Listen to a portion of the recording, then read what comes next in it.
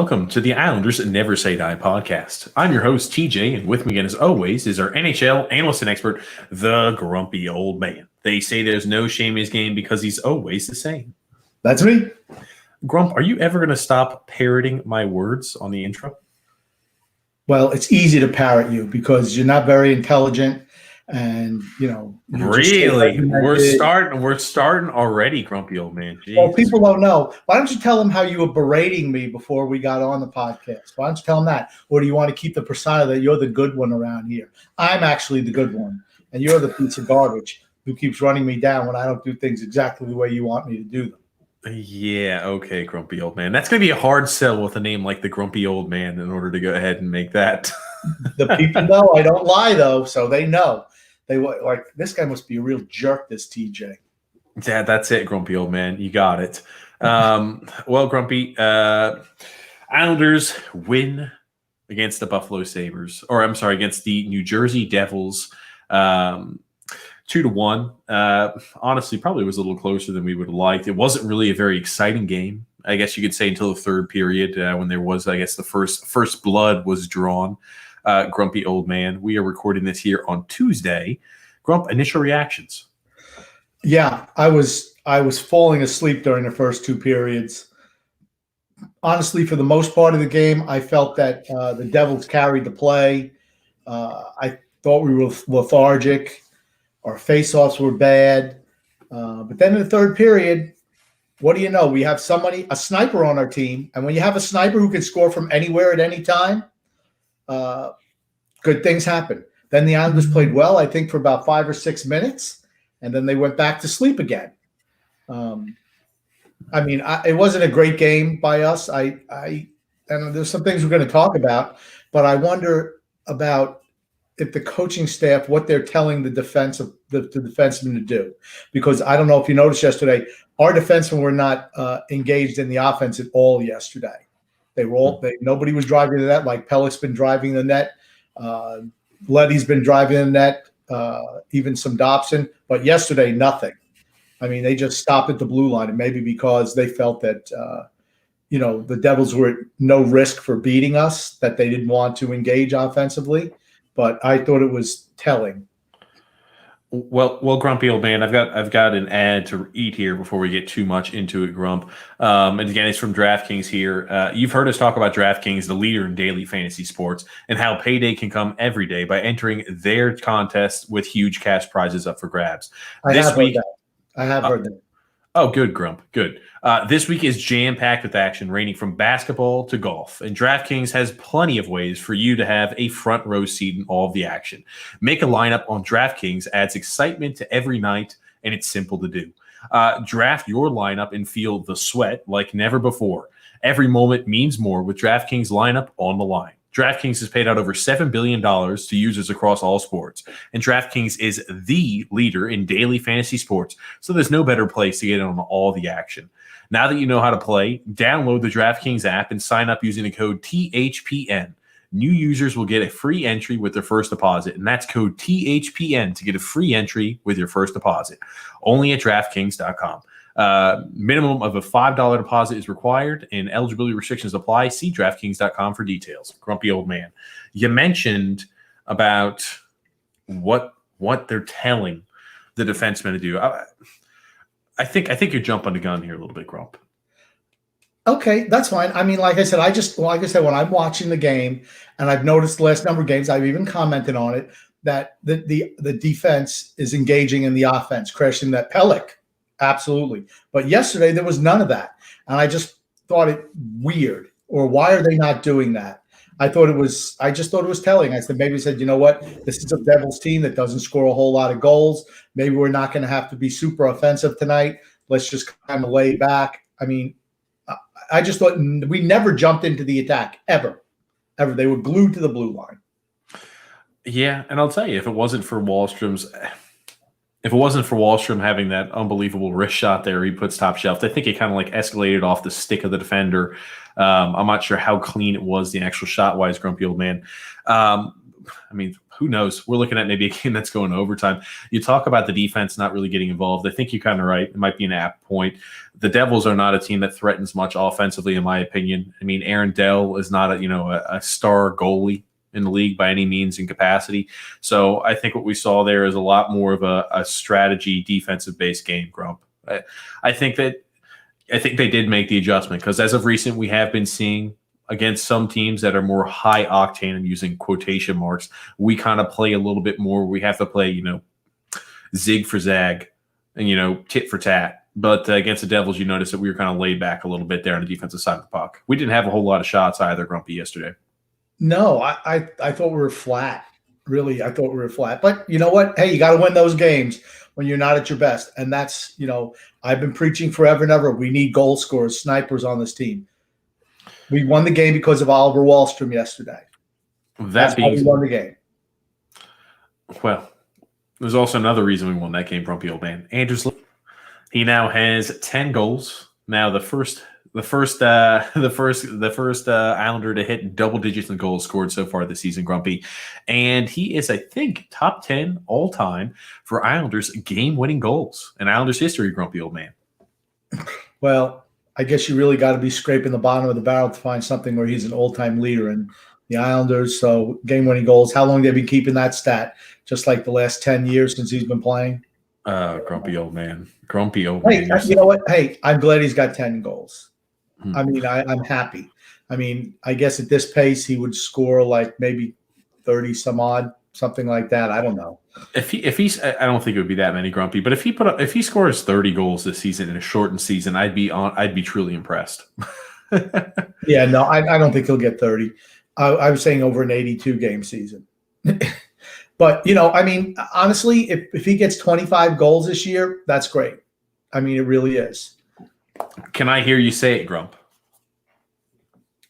What would you like me to say? I want you to give the designation to Anders Lee that he rightfully deserves. Average Anders. He's no, Grump. You know the designation I'm talking about. No, he doesn't get that yet. What do you mean he doesn't get that yet?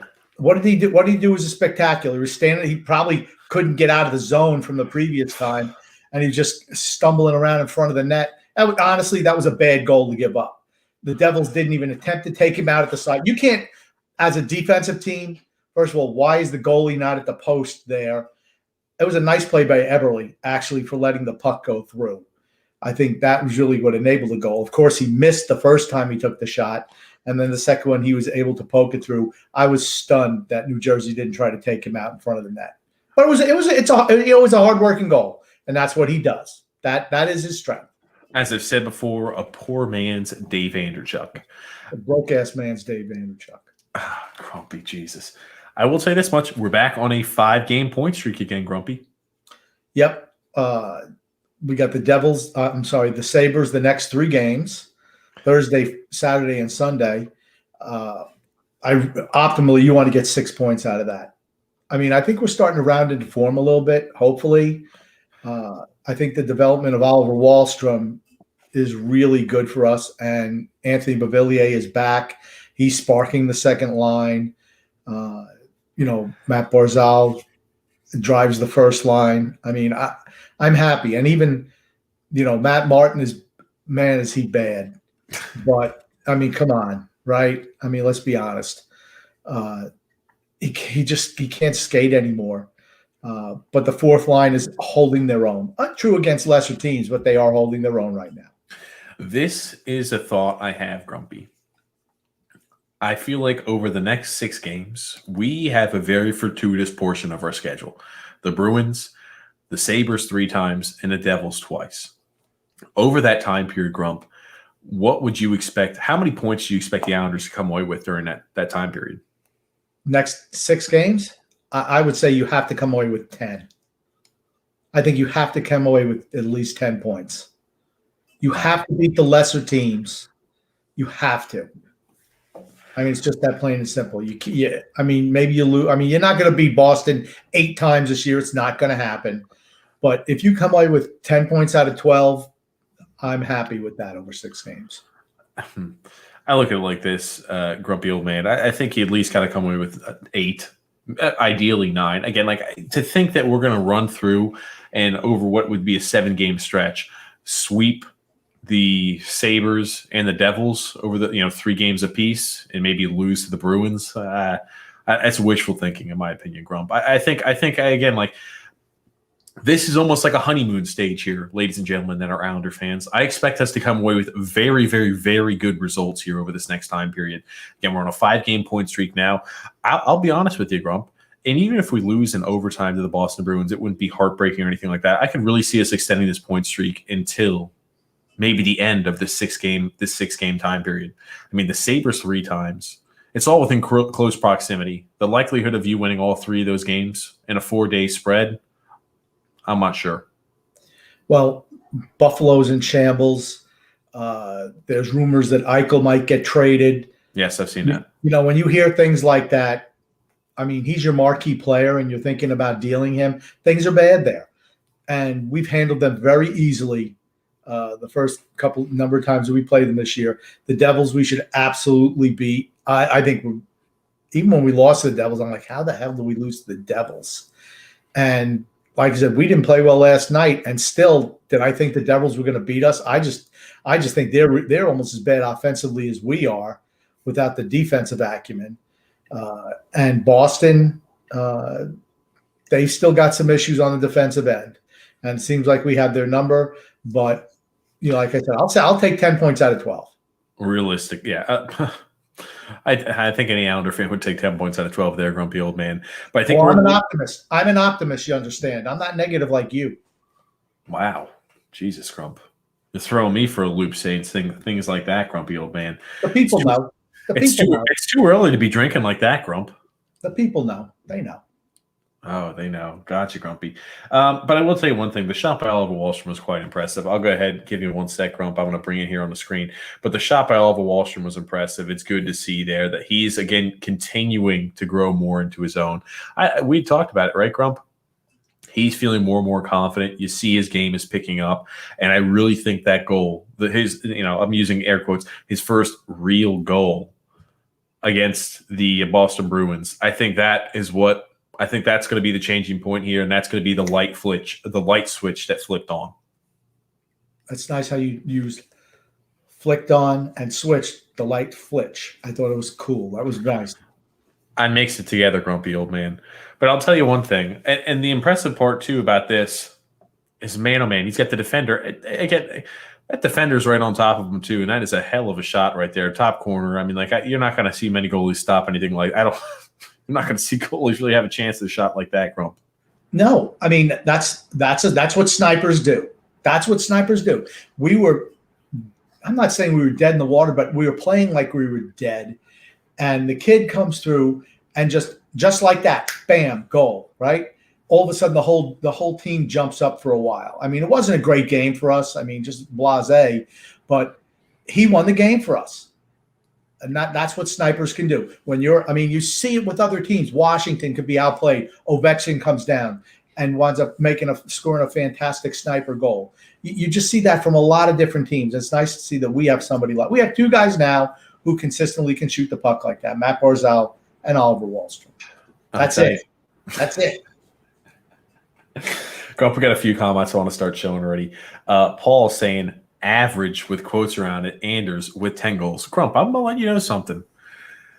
I don't know if you're going to pick this hill to die on, continue to call him average, but I think he deserves to be called Captain Average. I think he has earned that designation, Grump. And I'm ready. You used it earlier on this year, and you spoiled us, Grumpy, with that little tidbit of love towards Anders Lee, and I'm ready to hear it again. Captain Average, I think, is ready to be reinstated. Well, see, I don't want to I jumped the gun earlier in the year because I got excited. He scored a couple of goals, and he went back to sleep. So I'm not going to be too early on that for risk of him going back into another average tailspin. Oh, God almighty, grumpy old man. David wants to know. I'm excited that he's got 10 goals. David wants to know. Here we go. He said, did Grump get a haircut? Yeah, Grump went to AJ's hairstylist. Grump got shaved. No, it's not AJ's hairstylist because and actually today I took a late shower today and it was AJ like. So I had to wet it down. I put some spray on there, but I should have let it dry a little bit before putting the spray on because it doesn't look good. I look really bald today. I mean, here's the thing. I am balding. Let's be honest, right? I'm not going to lie to you. I could have wore a hat like TJ has to do, but no, I didn't do that. I'm a little far off of those days, Grump, but they're coming. Got a comment here from Scott saying, on the Devils' goal by Miles Wood, it was Mayfield that whiffed on the clear. For certain he did. I see when you guys say his mistakes were covered up by Taves. For certain, again, like this is the thing too, because Mayfield whiffs on that pass. Andy Green's a smaller defenseman, an older defenseman, and he kind of gets pushed over there by Miles Wood. A guy like Devontae, okay, Grump. He was tripped. He was interfered with. He was interfered with in front of the net. He absolutely was, Andy Green. You think a defenseman that weighs more than $130 might be able to hold his own a little bit better in front of the ice there, in front of the okay. It's the dirty areas of the ice down there around the crease are when the big physical guy wins. Andy Green's not a big physical defenseman, and he's an older defenseman. I'm sorry. When that happened, I'm like, well, again, like I thought it was a trip too, but in the same token, Andy Green is not a big physical defenseman. It really didn't shock me at all that he just kind of got brushed over. Yeah, I know, but. Is that Lou Lamoriello texting you there, Grump? No, that's my wife's phone. So maybe you should take it up with her. Why she didn't announce her phone? That's what I'd like you to do. I'd like you to call her out and say, "Hey, you were doing a podcast.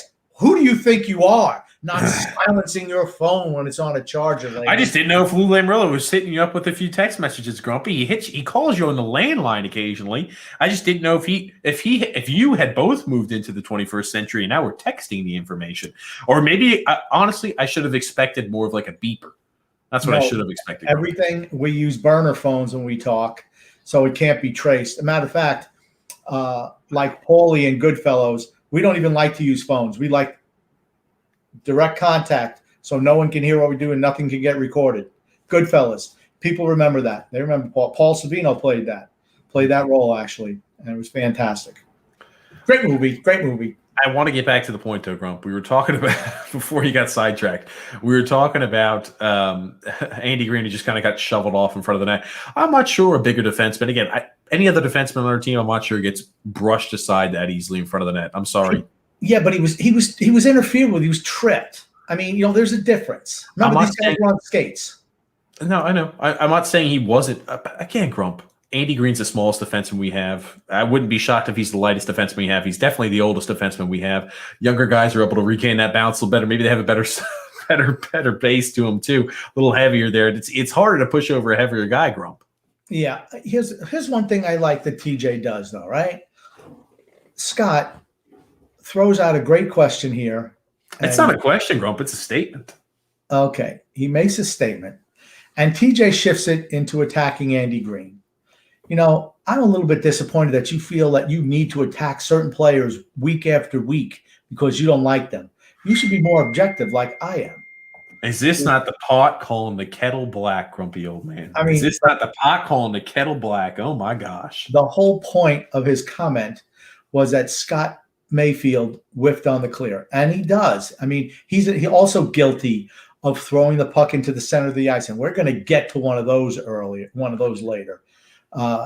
And then he makes another astute observation, how he can see that his mistakes were covered up by Taves, which we've been preaching for quite a while here.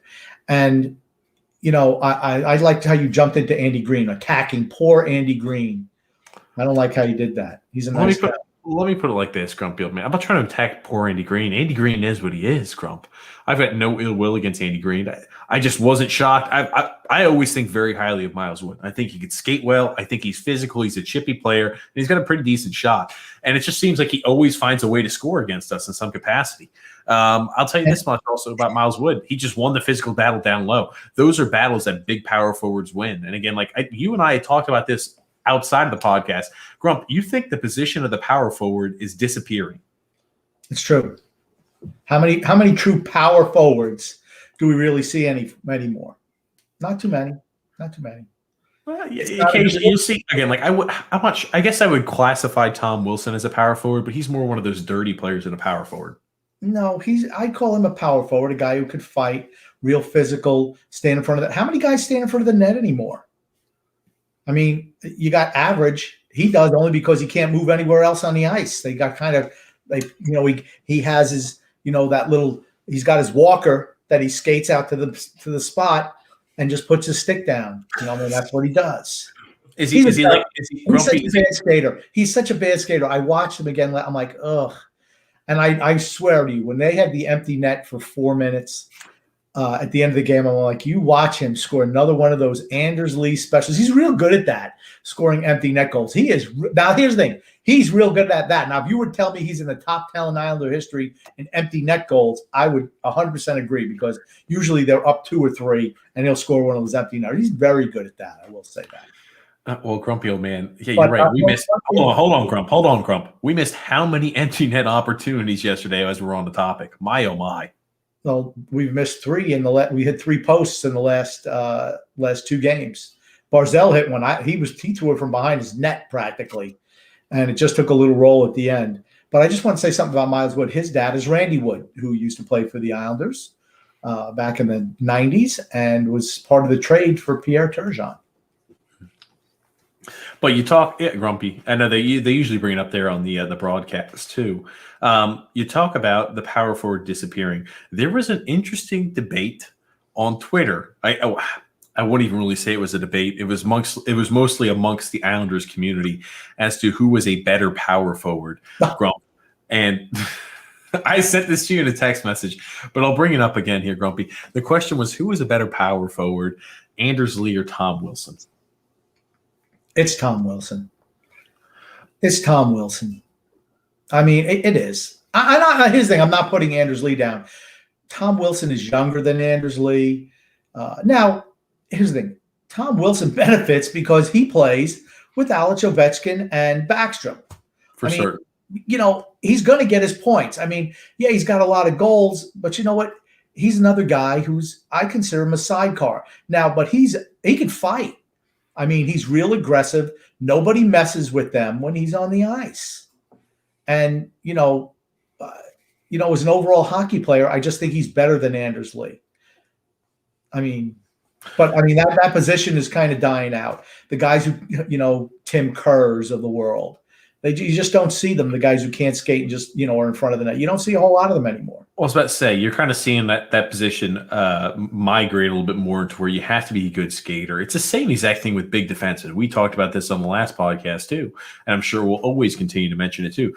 But the big defensemen that can't skate no longer exist in the NHL. If you're a big defenseman, you have to be able to skate, or you at least have to have average to slightly below average skating. You're not going to see a guy who looks like they've got cinder blocks attached to his skates out there on the ice anymore, whether in the offensive or defensive side of the puck. Doesn't matter. You're never going to see those slow guys out there. They try to avoid that at all costs there in the current game, bro.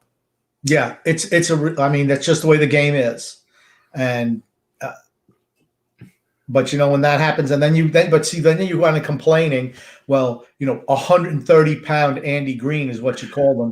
130 pounds. You said that right. I'm not ripping Andy Green, but he's 130 pounds. Okay, he's not 130 pounds. He's listed at 190 pounds. I'm sorry, I just don't believe a guy that small is listed at 190 pounds. I looked it up, Grump. He's listed at 190 pounds. Okay, for you to. The suspension of disbelief I have to think that Noah Dobson lifted at 195 pounds and Andy Green's lifted at 190 pounds blows my mind. Again, because I'm tall. To think that Noah Dobson's 195 pounds makes me think, again, like I'm tall, a little bit taller than Noah Dobson. I'm thinking about how skinny of a rail he would be to have to be 195 pounds. So I don't know. A boy. He's still a boy yet, though. He's still a boy. He's 20 years old? He's still a boy yet. I don't even think he shaves. A boy. He's a young 20. There's a guy, there are guys, who when they're 16 years old, they're growing full beards. That kid don't even shave. I'm sorry. Let me put it to you like this, Grumpy. I'm 6'4" too, just like Noah Dobson is. I have not weighed 190 pounds since I was in middle school, grumpy old man. You don't weigh 195 pounds at 6'4". He's got to be heavier than that. I'm just saying, Andy Green, to think that he's only about 5 pounds heavier than Andy Green, I don't believe it, Grump. I'm not buying it. It's like one of those things. Grumpy old man, there used to be a player, Vince Wilfork. You know him, Grump? Yes, I know who he is. Hold on 1 second though, before you get into Vince Wilfork. So you say you're 6'4", whatever, and you weren't 195 pounds since you're in middle school. That sounds more like a you problem than a no adoption problem. Grumpy, like 6'4" at 195 pounds is, man, oh man, you need to eat. You need to eat. That being said, Grump, Vince Wilfork, he was always listed at like 310 or 315 pounds. That son of a gun at 6'2" was closer to 375, 380. There's no doubt in my mind. And I always wonder how creative these organizations are when they actually list their players' heights and weights and things like that. Like, oh, Vince Wilfork, only the very, very light and agile 310 pounds, 315 pounds. Vince Wilfork he was the widest son of a gun I think I've ever seen. I mean, Vince Wilfork probably is weighing closer to 380. Let me tell you, for certain he did. Let me tell you how that works. When they come out of college, they said, this is your height and your weight. And if you look from the first year that he starts to the year that he ends, they're the same measurements. They don't go and change those every year. They just don't. They're not saying, okay, let's redocument his height and his weight here at training camp. No, it's the same. They roll that for every year, every single program, every single media guide. It's the same thing from when they come in the league till they end. Got a few comments here. I know that for a fact. Got a few comments here, Grumpy. Michael, I'm sorry, I'm trying to pop it to where we can see Michael's face. Michael's saying average Anders has picked up his play, was very average in the first 10 games, and he also says, love the hair, Grumpy. You're doing better than AJ. Oh goodness. That's not saying much, Michael. Even TJ does better than AJ. Actually, TJ, your hair looks a little bit like AJ's.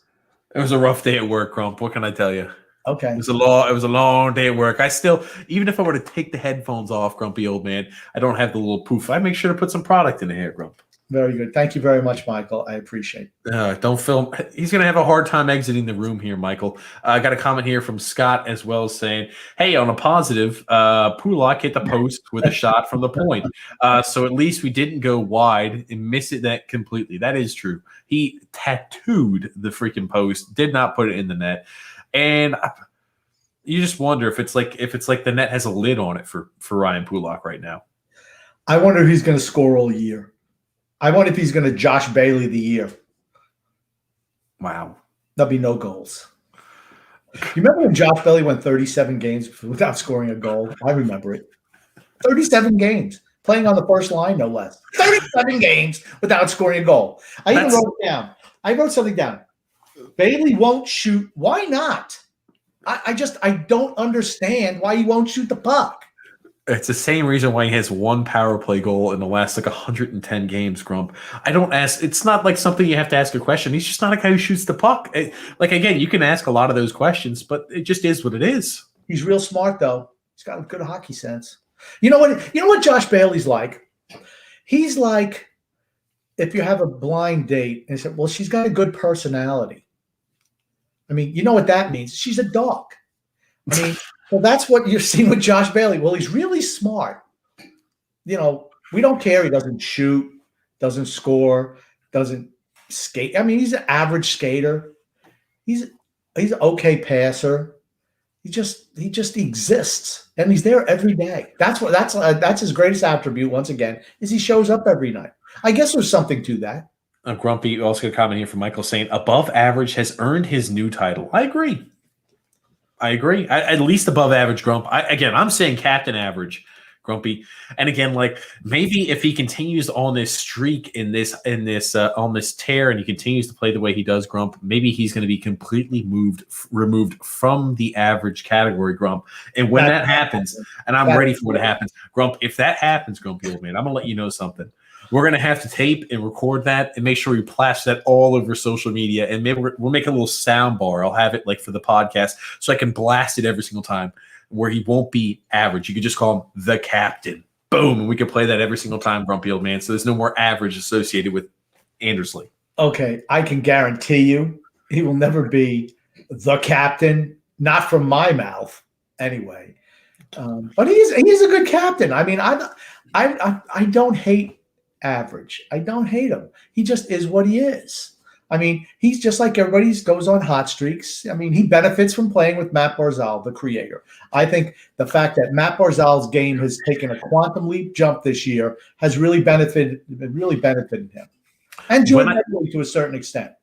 to a certain extent. When I hear you say the creator, grumpy old man, I can think of like a superhero, like a villain or something, or more of a superhero. All I can think of is like a superhero, like something, the creator or something like that, grumpy old man. I don't know why I have that image, but like the way you describe it, I almost imagine you like painting the picture of a superhero.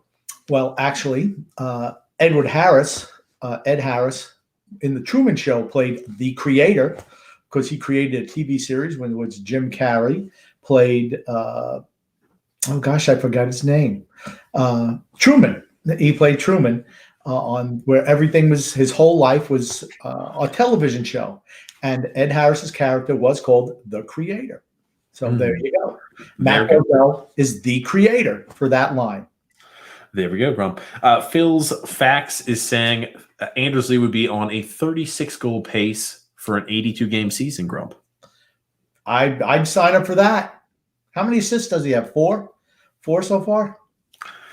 Grump, I'll have to get back to you on that. Again, even if he had four, Grump, Anders Lee's not a guy who's going to be distributing a lot of assists. Come on, you know that. And I just asked how many assists he had. That's all. I just asked how many assists he had. I feel like there was an intention behind that, Grump. What was the intention of that question? I was inquisitive. Just wanted to know. Oh, you're being inquisitive. Like Josh Bailey, he's got what, 10 assists? And I'm gonna, I was gonna do some research, but I'm gonna save it because it seems like he's going back to sleep again.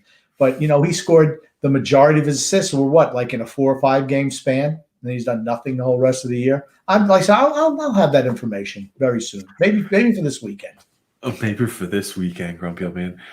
Brian B is saying, oh, come on. I tell you, Grumpy, we're having issues here with populating the pictures of these individuals, Grumpy old man. But Brian B is saying, watching this team play with the open net shows the skill level on a team that we have of scoring goals. OMG, they are pathetic. Just too funny. Yeah, I'll tell you, how many more open I mean, they had pulled the goalie. What was it for the better half of 3 minutes, Grumpy old man? 4 minutes, the final 4 minutes. But I'm going to tell you what, for the first 2 minutes, they were hemmed in their own zone. They couldn't get it out. Barzal was out there. I don't think Avers was out there at the time. Eberle was out there. Maybe Bavillier. I forget who it was. But they couldn't get the puck out of the zone. That much I do know. And I was really hoping that Barzal was going to score on that icing. I was ready for Butch and Barry to shred him for throwing that puck down the ice and not scoring on the empty net. I just rolled wide at the last second. Icing the puck. I was ready to see. I mean, like I could tell you this much, Grump. If we gave up a goal immediately thereafter, I could promise you there would have been some sort of comment about that to the media in some capacity, Grump. I thought if the puck went through the crease, it wasn't icing. But they said since it hit the post and that's not a shot on goal, it was icing. I thought if it went through the blue paint in front of the net that it wasn't icing. So I learned something. Fair enough, Grump. I got a few comments here. Now this one is from David C saying, Grumpy, better chance the island. Hold on. I don't know what it is. Sometimes you get the pictures up there, sometimes you don't. Then you'll have the pictures up and then you go to the blank. What is this? What's this blue screen stuff you're talking about? Grumpy, don't worry about it, Grump. I will take care and handle all the technical side, Grump. I got it. Don't worry about it. Grumpy, better chance the Islanders convert an empty net goal or AJ's hair stays down for a full game. Oh, goodness. I think it depends on where AJ is located. When she's doing it from her house, it's not as messy. It's when she has to travel. Like, I think it's going to be really, really bad when they put her down between the benches. Then it's always bad. Because well, she's got the headset on down there between the benches, and she comes up and she looks like, it's Halloween when she comes up there to talk to Shannon. And you notice Shannon is like a big girl. I mean, you look at her. Stop. I mean, you look at her next to Butch. She's tall. She's tall. That's what I mean. I mean, she's like at least 2 inches taller than Butch, at least. I said, is Butch sitting in a chair and she's standing up? I'm like, no, he's standing up too. Well, the weird thing you mentioned that, Grumpy old man, I've met Butch in real life before. I'm sure I think you have too, Grumpy.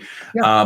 You don't really, I was obviously happy to see him. Don't really remember how tall Butch actually is, but I was watching, I think it was for when they retired John Tonelli's jersey. They had a whole bunch of old Islanders there, Grumpy old man.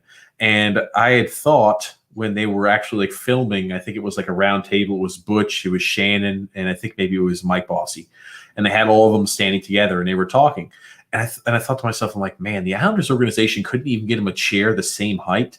I didn't realize they were standing, grumpy old man. And Shannon was just like the same height as Mike Bossy, and Butch was that much smaller. Grumpy old man. Are you trying to say that Butch needs like one of those barber chairs, like we could jack him up? So well, they weren't sitting; they were standing. They weren't sitting; they were standing. Grump. I believe Butch is 5'8". I mean, he's not a tall man, and as you get older, you also shrink some. So it's like the weight of the world just grinding you down, killing you, shrinking you, and this way everybody fits in the box, regular standard size box when it's all over, I guess. Oh, grumpy. Frank saying here, felt great to be at the Rock. No PCR crap. I'm not sure what that means. Simple temp. Oh, is this at New Jersey? Yep. Okay. Yep. I guess maybe you didn't have to wear masks. I don't know if people were. Yeah, I'm sure you had to wear a mask. Islanders were awful last night. Very lucky Dell was the goalie for New Jersey, played down to New Jersey's level. Again, I think we kind of muddled it out. We kind of went ahead and that's our style of game, which is the odd thing. I think they just play a very similar style of game. And when we have a team playing the same style of, hey, counterattack, very, very defensive focus, need to make sure, we've got the good structure on the defensive side of the puck. It's a really, really boring game to watch. Yeah. I mean, if that's Frank's real hair, I'm jealous. I'm telling you right now. So, Grump, when I populate like this, you're able to see Frank's hair? Yeah. Yeah. I'll let you know if you can't. I'll scowl at you. Or maybe I'll make some snide comment on how you're not doing your technical job. You're so good at being technical. You're not doing your job. Yes, I can see Frank right now. I don't even think we really tested Dell for the most part, but Blackwood he really needed a day off from over the weekend. So that's why we got him. He's 100% right. We did play down to Jersey's level. And you're right. It's the type of game that we play. And it's not exciting. It's not. I was ecstatic when Wahlstrom scored that goal. I'm like, oh my God. Finally, someone who could shoot the puck.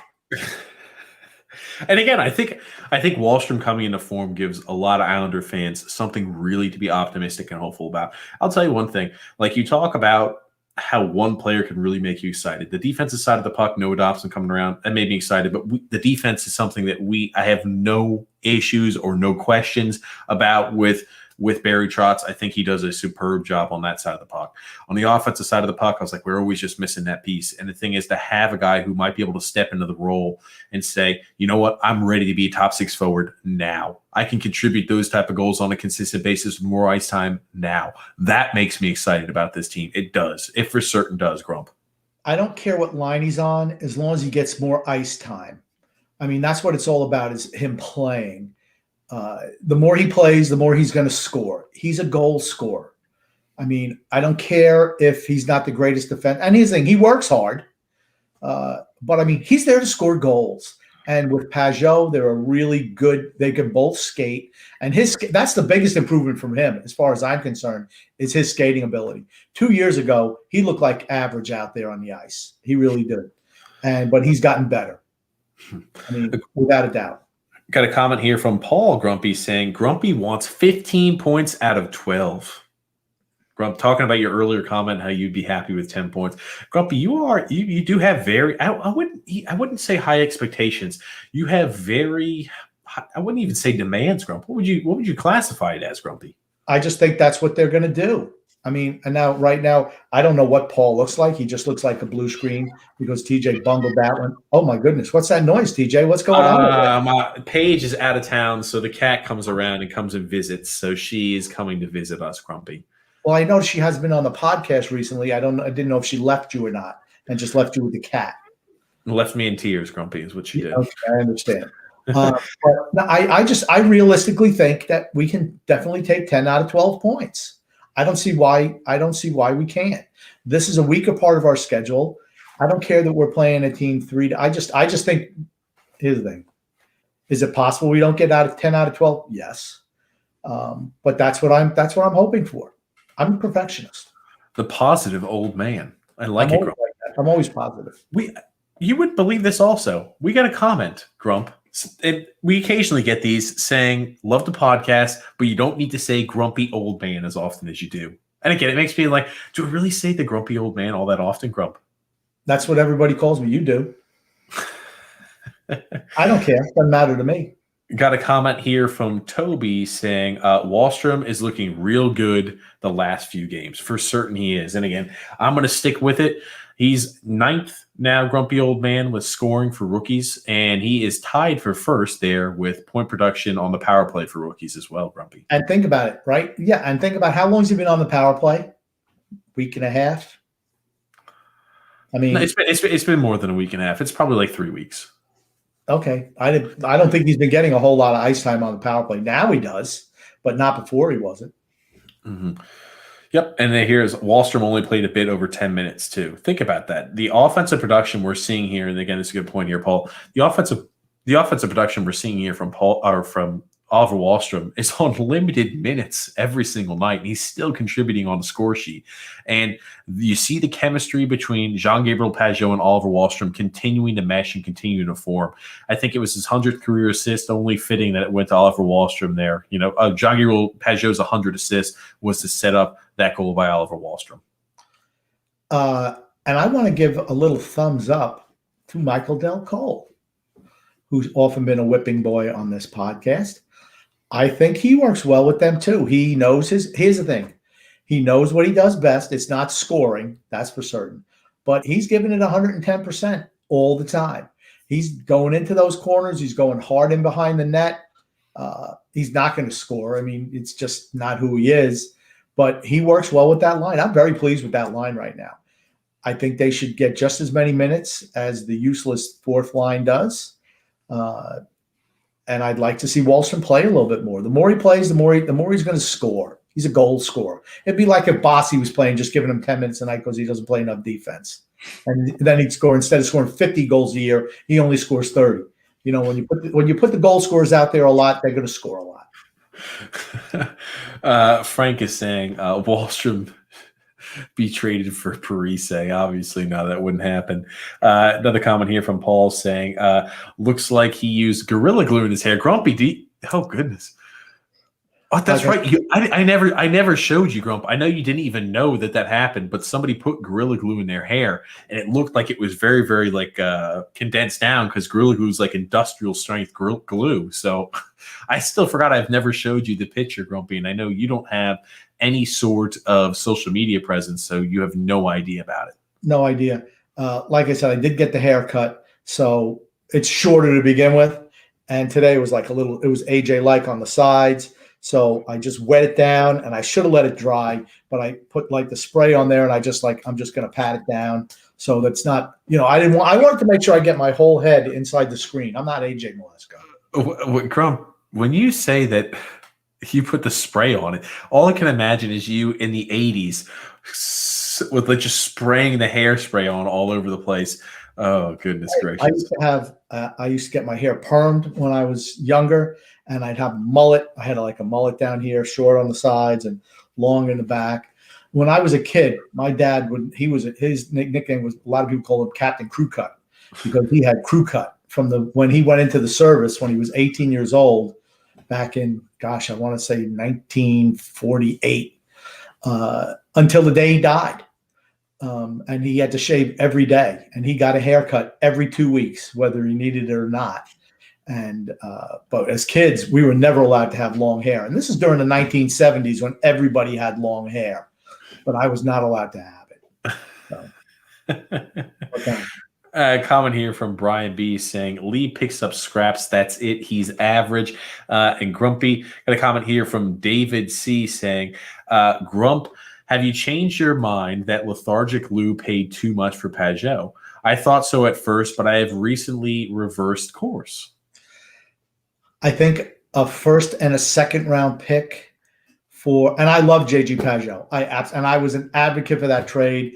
I just think it's a lot. It was a lot to pay for a guy on an expiring contract. Now I know we got him signed, but I thought you could have got him for a little bit less.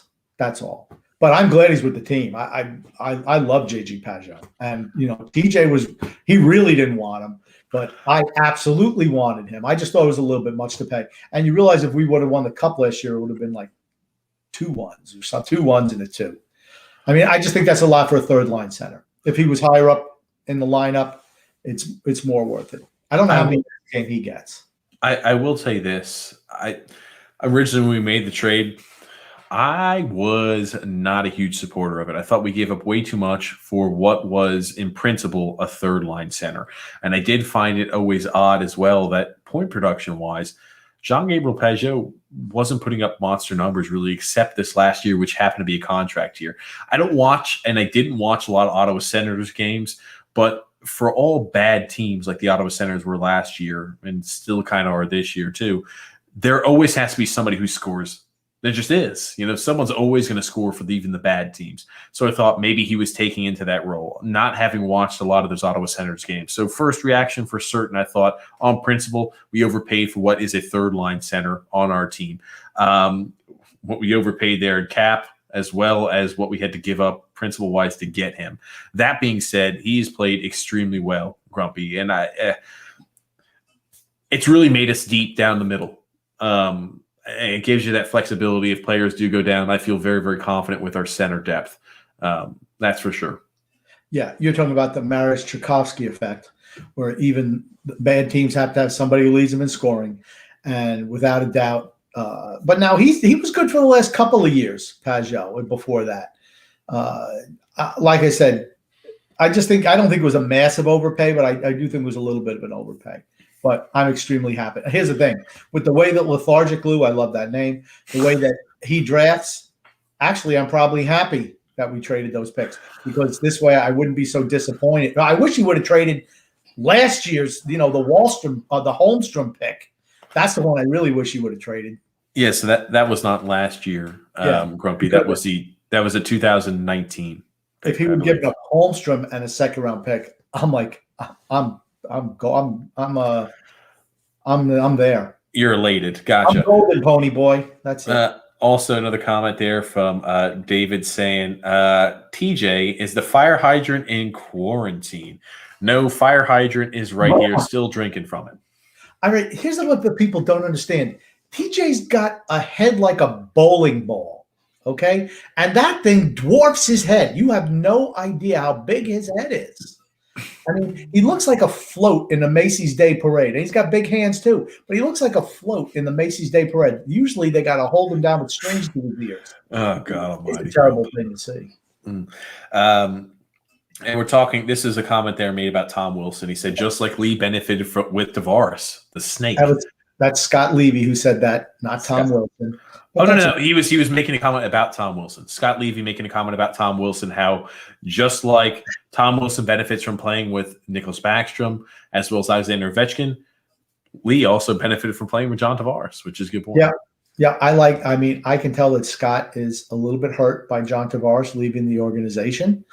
Anytime that you have to put Snake in there, I think he actually just could have put benefited with Snake and wouldn't even have to comment that it was Tavares, but I'm glad he did. We would have known that it was John Tavares. But he did.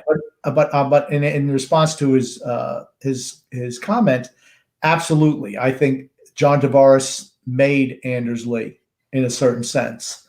I mean, he was a 40-goal scorer playing his last year with Tavares, but John Tavares made a lot of guys a lot of money.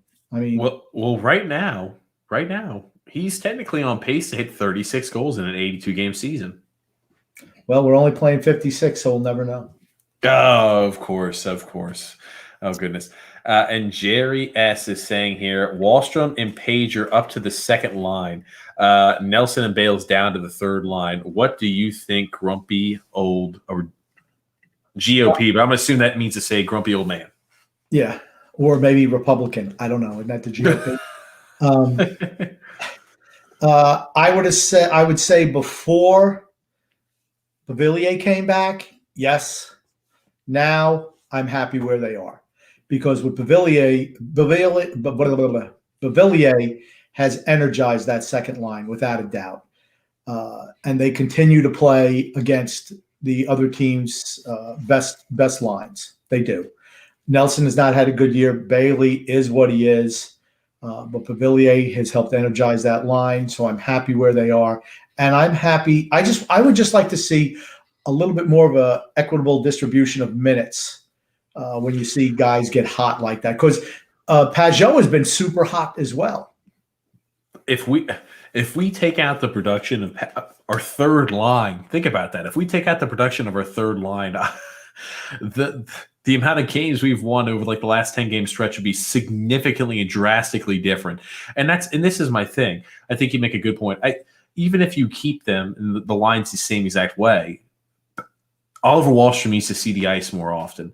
And as much as I didn't want originally Michael Del Cole in the lineup, he has done a good job and he's fit into the role there as well. Do I think maybe Bellows with time maybe could have done the same or similar? For certain, maybe. But in the same token, that line as a whole, that third line needs to see more ice time, because continuing to play Oliver Wahlstrom only 10 some odd minutes a game is criminal with the way he's performing right now. Now, what he's doing, what Trotz is doing, you got to remember, the young guys are going to see less ice time, period. He just doesn't trust them. If you're not over 30, he doesn't really trust you. So what is he doing with Pajot, right? He's double shifting him at times. And I have no problem with that. He's Josh Bailey, but like on, super, high test. That's a type of gas, by the way, TJ. I don't think they even have that anymore. No, my question is this. This is an interesting point, Grump. I'll let you continue before I ask, though. Yeah, like I said, he's like putting nitrous in your gas tank compared to Josh Bailey, because Pajot can play up and down the line. He really can. So you're seeing sometimes he'll take Cizikas' spot on the fourth line. Sometimes he'll slot in as a wing on another line. He's playing a lot of minutes, not just as a third line center. So he's cutting the minutes of Wahlstrom and Del Cole, but not Pajot. Here's a weird question. Who do you think is more valuable, Jean-Gabriel Pajot or Josh Bailey? I know the answer is going to be easy for you, Grump, but it's an interesting point, right? They both get paid the same exact amount, don't they? $5 million a year? Yeah, I'd say that Josh Bailey's probably overpaid by about $6 million in that comparison. But no, Pajot is definitely more valuable to the Islanders than Josh Bailey. Absolutely. Josh Bailey's strength is that you can put him anywhere and he doesn't really hurt the team. He doesn't help them, but he doesn't hurt them as well. And he's real smart, just in case you didn't know that. They'll let you know on that broadcast. But yes, only when he scores a few points, because when he doesn't score or doesn't do anything, you don't even hear him talk about him. Yes, they do get paid the same exact amount. So that's always something to think about here. I mean, you talk about cap distribution. I think Oliver Wahlstrom has brought more than I originally had expected or anticipated him to when we traded for him. And I definitely am eating a crow on that one, because he's been everything more and advertised. Grumpy old man. Greatest number 44 in New York sports history since Reggie Jackson. That's all I got to say. That's why I paused, because I knew you had to go ahead and make that little plug at least one time every single podcast. Brian J is saying, can we put Wahlstrom on the first line? I wouldn't now. I mean, the first line is working. Eberle and Barzal have really good chemistry. Anders Lee doesn't, but he does serve a purpose. Standing around in front of the net and getting some ugly, dirty goals. I mean, that is his game, right? So, but they're working well together right now. I wouldn't break them up. Like I said, Pajot is doing really well with Wahlstrom. I'd like to see him get more minutes. And like I said, don't sell Michael Del Cole short in that line. He's not a goal scorer. He's never going to be that. But he contributes to that line and the chemistry of that line.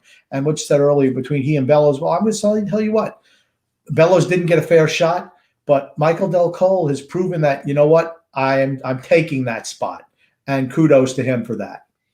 For certain. I'm glad he's taken. I was about to say, he's done a good job there, and I have no issue at all with Michael Del Cole in the bottom six role. I just was thinking to myself, long term, if Bavillier is going to continue to be out he was placed on the IR, who knows how long, indefinite future, to have Michael Del Cole in the second line is hard to fathom. I'm going to tell you what. Here's a hot take. I was so disappointed in how our lines were at the beginning of the year, with how poorly the second line was playing. The first line was a one-man line. The third line was Pajot and the revolving door of wingers. The fourth line is what it is. But you look at two young guys were given a chance, and it seems to have energized all the other lines. You look at the drivers of the lines. You got Pajot drives that third line with Wahlstrom and Michael Del Cole, doing the dirty work. And then you have Nelson, the king of the secondary assist, and Bavelier has recovered from his early season. Slemson's coming back from injury. He's energized that line. Barzal taken that quantum leap, and he's dragged along Anders Lee and Jordan Eberle with him. Remember, Eberle was putting up good numbers when he's playing on that second line for a while also. And that's when Bailey killed the first line. And they're like, okay, we'll get Bailey back down to the second line when Villiers comes back. But it feels like we're a three-line team now, where earlier I just felt we were a one-player team almost. And it's nice to see. So, grumpy old man. Sal P saying here, Matt and Brady Tkachuk are both better skaters than their father Keith, but I don't believe they're as big. Yeah, I was about to say, like, when you look at what a power forward is now these days, they have to be able to skate. And I think about it, yeah, like Matt and Brady Tkachuk, you talk about ideal power forwards. Those are like ideal power forwards. The same with the Tom Wilsons, things like that. I think they're better skaters than people give them credit for. I think. Go ahead, bro. I don't think that I've never viewed Matt Tkachuk as a power forward. Now, Brady Tkachuk absolutely is. And I love him. I think he'd be great with us. I mean, he's bull in a china closet, that kid. But Matt Tkachuk, I look at him as an agitator, really aggressive, but I never look at him as a power forward. But you know what? Maybe he is. He's good. I take him on our team in a second. I hate to play against him, but I take him on our team in a nanosecond. That's the Tkachuks. Really, really fast. All the Tkachuks, grumpy old man, I take on this team in a heartbeat. Keith has put on some LB since his playing days. That's all I'm going to say. I thought you were about to make a Keith joke saying with the way our team is structured, Keith Tkachuk is the only player we'd look at. Well, I was going to say he's going to be better than average even at 280 pounds. I mean, he's got to be up there. I'm sorry. He's put on some weight. That's all I'm going to say. Hey, haven't we all, though? But, I remember him from his playing days. He was a really, really good player. Mm-hmm. I got a comment here from Brian J. also saying, what's with the Islanders? They can't grow beards. Is that protocol? No, the Islanders, yeah. So Lou Lamoriello does not allow players to grow beards. Lou says, if I can't grow hair on my head, you're not going to be allowed to grow hair on your face. Period. I think it's silly. I mean, I guess he wants them to look professional. Some guys look better with beards, though. Cashman used to do that for the Yankees, didn't he? No facial hair? That was George Steinbrenner. That was Steinbrenner all the way. You couldn't have your hair too long. Absolutely not. Couldn't touch the collar or something like that, right? Oh, man. I remember Oscar Gamble. He used to have a big afro, and he did, but everything had to fit under a hat. So it was weird where he had to kind of cut the hair down. And you're right. He had certain requirements. Jason Giambi, when he came there, he had to cut his hair. And that's part of the thing. If you're a Yankee, I don't know. I don't think it's like that anymore. But yeah, George, old man George, man, you were going to look good. You were going to look the part of being a Yankee. And there's something to be said for that too.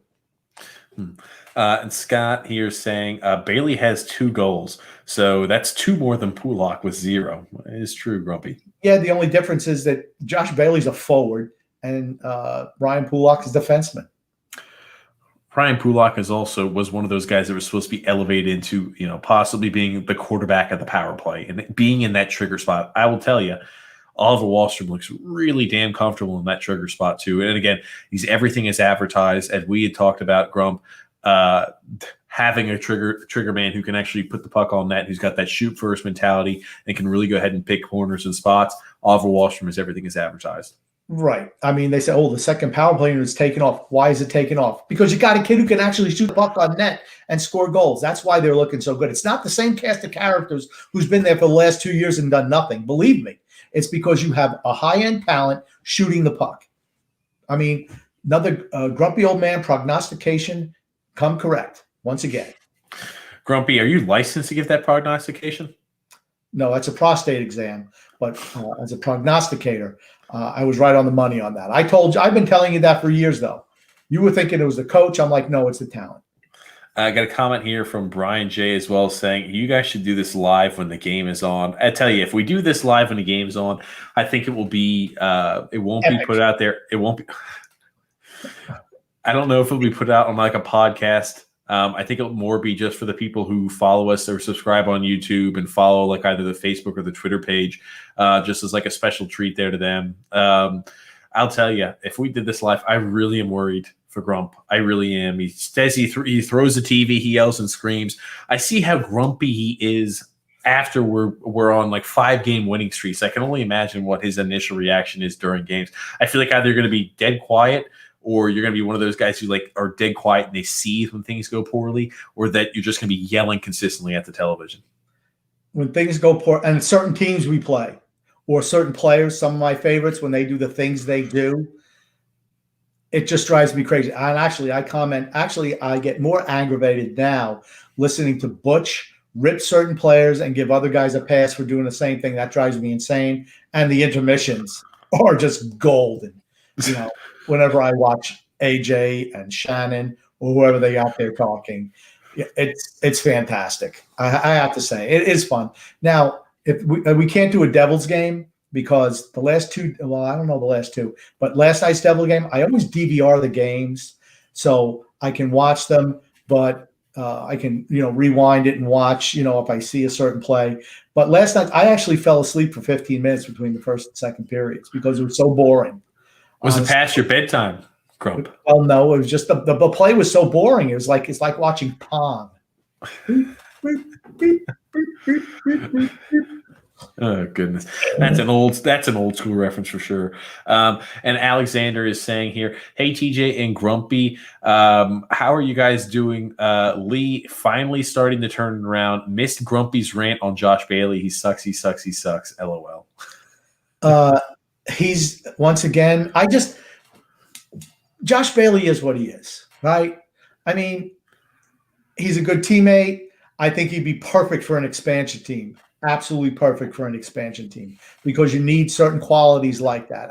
Like I said, my whole thing is him as a player is when he goes a couple of games where he'll get a couple of assists because it's not goals. He'll get a couple of assists and everyone starts saying how great he is. That's the type of thing that just drives me crazy. It's like you cannot ignore the first 37 games when he didn't score and he puts a puck in the net. It's like, oh, Josh Bailey's back.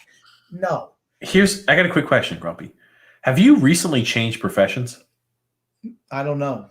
Probably. Are you working for the New York Islanders organization? No. Why? I didn't know if like you were in the deep state, Grump, and you were now hired as a salesman to sell the idea of Josh Bailey being a perfect fit for the Seattle Kraken. You were hired by the Islanders to try to pitch that, oh, Josh Bailey would be great, Seattle Kraken. I'm telling you, the Seattle Kraken, Josh Bailey, he's perfect. He's what every single expansion team needs. I didn't know, Grump, if you've now been hired and you've changed places of employment, if you need a new W-2 this year. No, I'm trying to put subliminal suggestions out there that the Kraken needs to the Islanders need to leave him unprotected, and the Kraken need to pick him up. But actually, it's a compliment to Josh Bailey, honestly, because I don't think he's captain material, but I think he's a really good assistant, and I think that he would be really good with, all kidding aside, I believe everything they say about him being a really smart player out there, and that's something that expansion franchises need, honestly. And that's all it actually, it's a really high compliment for him. You say I never compliment him. I can't think of a better compliment I can give him, actually, because it says actually more about him as a person than it does as a player, which is infinitely more, in the long run, more important. For certain, again, as much as we make these comments about how they are as players, every single New York Islander is an outstanding individual. And I'll tell you that much. That is always the most important portion about how you are as a person. We don't have bad guys on our teams. Ever. I cannot remember what last time we've had a bad guy on our teams. I mean, hockey players normally like that, not like that. But I mean, I think that all the Islanders are very, very approachable people, not jerks. And I mean, that means something, especially in the Long Island community, I feel. And like I said, I'm going to give kudos to Josh Bailey because, like I said, I think very highly of him as a person. And the same thing with Anders Lee, honestly. It's easy for me to bag on them, when they don't do the job, but that has nothing to do with how they are as people. Nothing at all. Mm. And then Alexander also saying here, Grumpy, when you hear the Josh Bailey song, do you cover your ears and tell everyone to be quiet? I don't. What's the Josh Bailey song? I want to know if you score a goal. Hey, Josh Bailey. You know the song, Grump. I know the song. I didn't know that was a Josh Bailey song. I mean, we never hear it. I mean, did they hear it? Like, is it only like when he scores? Anytime, if he scores, they sing that whole song. And again, it's like I'll tell you what, it never would have been a number one hit if it was named after Josh Bailey to start. I'm going to tell you that. It would only had 2 or 3 listens. That's about it. They sing it all the time. The thing is, it's one of those. I can't believe you didn't know that's the song they sing. But yeah, they love it.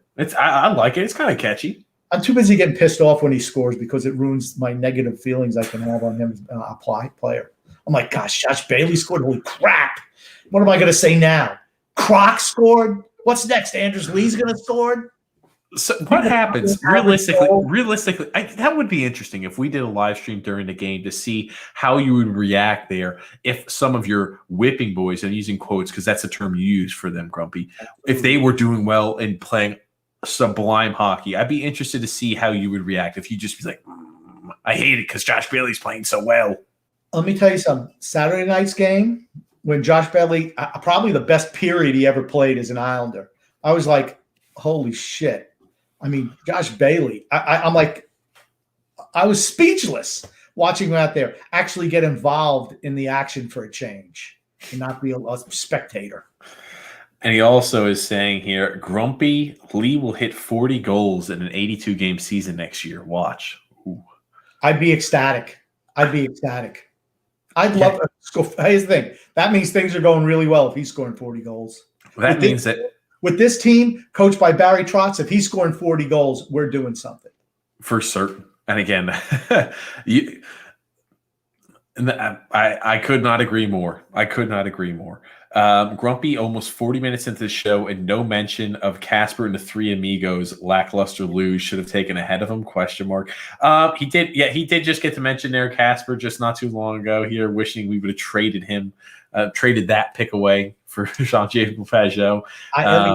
I have to really focus on not bringing it up, but I wait for somebody else to bring it up because I don't know. It's like clockwork. In a comment right under it, it said also no mention of McMichael, Kaliev, or Tomasino. Tomasino, he's my boy. I mean, he's with Nashville. It looks like they're selling everybody off. They're probably going to go Tomasino up. He'll be ready to go. He might even call the trophy this year. No. It's way too late, Grumpy, to win the Calder Trophy for him. He hasn't played enough games, unfortunately, especially with the shortened season. But it looks like they're shopping everybody around. Is that true that they're looking to move Philip Forsberg? Yeah. I tell you what, he'd be perfect for us. I don't know what you'd have to give up, but Philip Forsberg, I mean, I think he'd be perfect for us. I think he's a really good player. Really, here's the thing. If he was playing in a big market, if he was playing Toronto or Montreal or for the Rangers, he'd be a big star. But he plays in Nashville. I was about to say, and that's always, and the market always depends on how you're imaged or how your image is perceived amongst the league. And it's the same exact thing. Why those guys in Tampa? I mean, like to an average fan, could they go ahead and point out who Nikita Kucherov is? Could they point out who and again, Kucherov is an unbelievable hockey player. Could they point out who Steven Stamkos is? There's a lot of guys on that team where like, can you point out who that is? And they'd have no idea. But like, okay, everybody knows who like what Matthews looks like. They know what John Tavares looks like. Now there's a lot of those players where it's like, okay, they're playing the big markets. I'm using air quotes. So they know what those players look like. Yeah, and that's anywhere, honestly. I mean, it's a truly spectacular player who can transcend that. And there's really, for hockey players, I mean, how many transcendent talents have there been throughout the history of the game, right? Well, I'm not even thinking about the history of the game. I'm thinking since everything has become so televised and everything now is like a media wave, Grumpy. I'm thinking two players that are like, no matter where they were, Sidney Crosby and Alexander Ovechkin, didn't matter where they were going to play. They always were going to be the face of the league. Yeah, but they're in big markets too. But that's what I mean. They kind of transcend the game, like Gretzky, Lemieux, or Howe. I mean, those are the type of guys. I don't see that with Tampa Bay, and maybe because they have so much talent on there, there's not one individual who stands out. Kucherov is fantastic. Stamkos, Hedberg. I mean, there's a whole Hedman, Grumpy. I'm sorry. There's a whole litany. Vasilevsky. I mean, there's a whole litany of players who are really, really good on that team. I mean, you look at the Islanders, right? Goalies were always tough though because they have got the mask on, so it's really tough to push like the face of a goalie. Marty Brodeur is the last goalie where I'm like, most hockey fans know what Marty Brodeur looks like. They only know what he looks like because he does those commercials for, I don't know what it is. He's drinking coffee or something. I don't know. Enterprise or something where he goes ahead. Enterprise will rent you a truck, and he goes ahead and has his little Stanley Cups in the back. Put the kids in the hockey beards. Yeah, that was good stuff. It's cute. Go ahead. I love it. I love it when athletes let themselves kind of be made fun of. I think it's great. It's great for it humanizes them. Right, because everyone kind of puts athletes on a pedestal, and it's nice to see them. Even my boy Tom Brady, right? I mean, he's Mr. Perfect, squeaky clean, but you see him get drunk at the celebration party, and I just think that humanized him in a big way.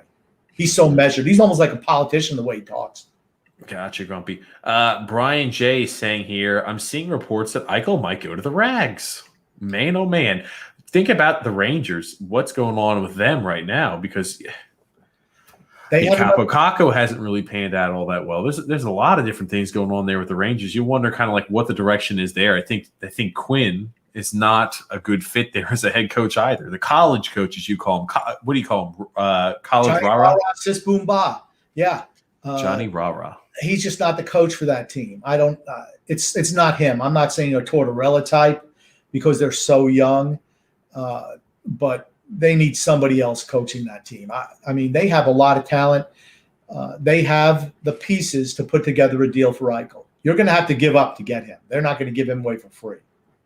But he's a kid who's got talent. They have a lot of those. They have a lot of those younger guys, though, Grump, that necessarily haven't really stepped into the role like they would have immediately expected them to. So maybe Buffalo might be high on some of those guys. And I mean, that's a team where, yikes, man, oh man, Buffalo can never seem to get it right. Yeah, there are certain. But I'm looking at the coach more than anything.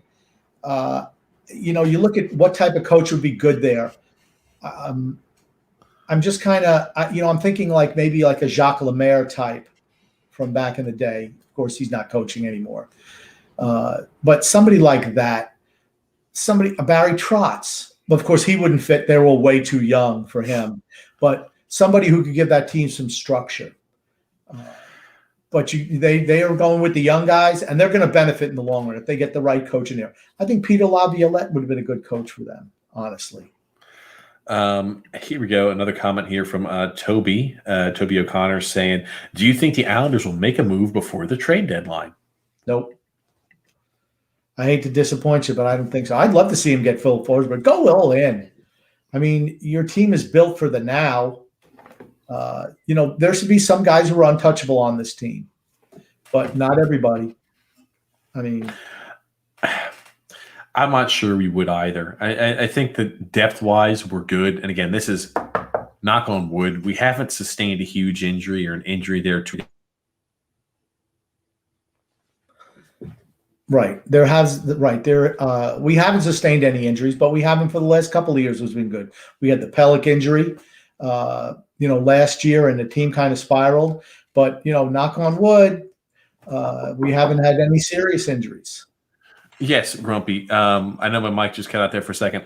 But besides Beauvillier being out there for a limited amount of time, and Cal Clutterbuck, he's a fourth line winger. We really haven't sustained any injuries to like pertinent players of the team, and so I think that would also be a reason with the cap staying flat like that, and us being against or up against the cap ceiling. I'm really not sure we would make any moves. I don't think we're going to kick the tires on anybody. I hope we don't kick the tires or even call about Zach Parise. Oh my goodness, no, that's not something I would even know. That's not something I would want, Grumpy. No, Forsberg is the type of guy I'd want. If we were going to shoot for the moon, he's the type of guy I'm going for. Not anybody who's 37 years old or 34 years old. Somebody we could have here for the long run. I mean, we have a glut of young defensemen, and it seems like they want to get rid of vets and go young. Well, we have a lot of those. But again, if you were willing to deal a Devon Taves, maybe to bring back a Philip Forsberg, well, that to me is a good deal. But it is what it is. It is what it is. I mean, I can only imagine what you'd have to give up to get a guy like Philip Forsberg and how creative you'd have to be. I guess they say everybody can wish. I just don't think that's in the cards for us.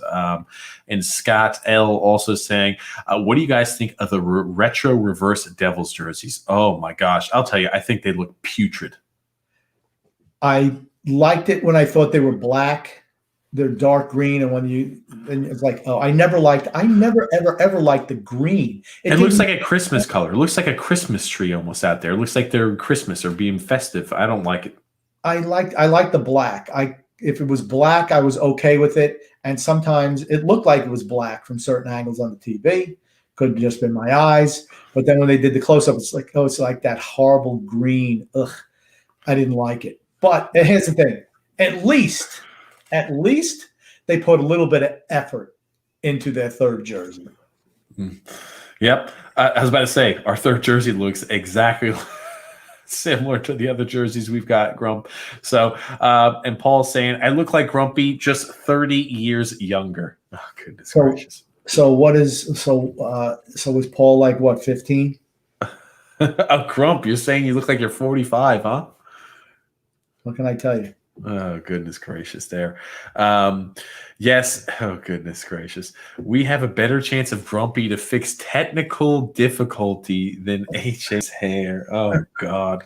And here's the thing. I'm not in charge of any of the technical aspect. That's TJ. And, he'll profess, right, how great he is at it. TJ's very good at self-promotion. But AJ's hair is just too much to overcome there, honestly. AJ's hair, this would be like putting out this podcast in 1970 when there was no technology for it. You'd have a better chance of putting the podcast on than AJ fixing her hair. I just wish they would. And again, AJ does a great job. I just wish they would have somebody they hire somebody on staff that, like, the person who does the makeup should check every single person before they go on TV or they go back on, like, where they're being actually filmed on TV and say, okay, that looks good. Oh, you need a little bit more blush here. Your head looks shiny, Butch. Let's go ahead and powder you up a little bit here. They should have, I think they do have somebody that does that. Just go ahead and make sure that the hair looks in place too, because when they take it off, it is very easy when you take these headphones on and off, or these headsets on and off, to mess up your hair. It happens to me. So I'm like, or I'll get like the headphone hair after a podcast when we do it this long, Grump. It's very easy to do that. I figured they'd have somebody on staff that kind of handles and looks after that stuff. You know what? I'm going to cut AJ a little bit of slack here. Hold on. That was me cutting AJ slack. You've been tearing in AJ already today. Now you're going to cut her some slack. I want to hear what slack you cut her. People forget that she has a day job, not just this, because she's also, like where they test those jet engines when, those things are blowing out. So maybe that's why her hair looked all, totally blown out like that. Oh, God almighty. Daniel's saying, yes, stop saying Grumpy with four or five exclamation points, LOL. I will try to contain myself. I won't use Grumpy as much. Now he says here, Scott saying, Grumpy, would you rather see Del Cole or Bellows on the third line? Right now, Del Cole, because he's doing what he does best. I don't think Bellows was given a shot. That's my whole issue, is they never gave him a legit shot. And that's the only problem I have with it. I think Bellows is a better player than Del Cole. I think he can produce more than Del Cole, because Michael Del Cole is not going to produce offensively. I'd love to see Bellows given a shot on that third line with Wahlstrom. But Michael Del Cole, to his credit, has taken the ball and run with that. And right now, as long as he's playing as well as he is and contributing to that line, I don't think I don't think Kiefer gets back into the lineup. I just wish he would have been given a legit shot. That's all. I agree with the assessment. And again, with the way Michael Del Cole is playing, don't fix what's not broken. That third line's got some really good chemistry. And I know the majority of those points for Wahlstrom has come there on the power play. Still, the third line is playing well as a unit. I honestly wish they would start to receive a little bit more time on the ice too. Yep, and Brian P. here is saying Wahlstrom has been fine in the defensive zone. And also Brian B. is saying Martin is the weakest link on this team. It's time to sit. he skates right now. He's skating worse than averages. Think about how bad you got to be. I mean, he fell down on the ice. He's like Leo Komarov Part 2. Remember when Leo was just falling all over the place? That's what Matt Martin's like now. It's the $6 million man. I was thinking about it. It's like his bionic legs. They're shot. They're done. They need to be re-oiled or something, right, Grump? They need more whatever that technology. They have the technology. They can rebuild them. He needs a rebuild. The hydraulics, something. Brian P. saying Pajot is a late bloomer. That's for certain. I mean, he's definitely grown into quite a player. That's for certain, Grump. Yep. I love him. Brian B. This is interesting. I wanted to make sure I brought this up. Saying Brian B. is saying, thing is, I keep hearing we overpaid for a third line center. I think he's better than Brock. Maybe he's a second line center. When I say overpaid, I meant what we gave up to get him. $5 million is a lot of money for a third line center, though. Here's the thing. On most teams it is, because they have higher end talent and they're paying those guys appreciably more. So everybody else down the roster has to take less. And maybe that's part of, the Fossils, way he operates is more of a balanced. He doesn't like anybody to stand out. We don't want to pay anybody too much. I wouldn't say it was that. I'd say it's more Trotz that likes to roll those take that, rolling all four lines approach. Yeah, but he doesn't do any contracts. That's Lou. Lou does the contracts. Mm-hmm. That's what I think that Brian's talking about how much money he gets paid or how much we paid to get him, the first and the second. So like I said, could he be a second line center? Absolutely. But Barry's not moving Nelson out of that role. He's a big Nelson guy. And again, I will say this. I think Nelson is having a poor year, but as a whole, he's played extremely well under Barry Trotz, and I understand the faith and trust there in him. It's roughly about a little over 20 games into the season, so hopefully we expect that to kind of course correct. In the same token, though, it looks like he's kind of slowly picking things up and putting it in the right direction with the help of Anthony Beauvillier. It's all Anthony Beauvillier. Okay, here's the thing.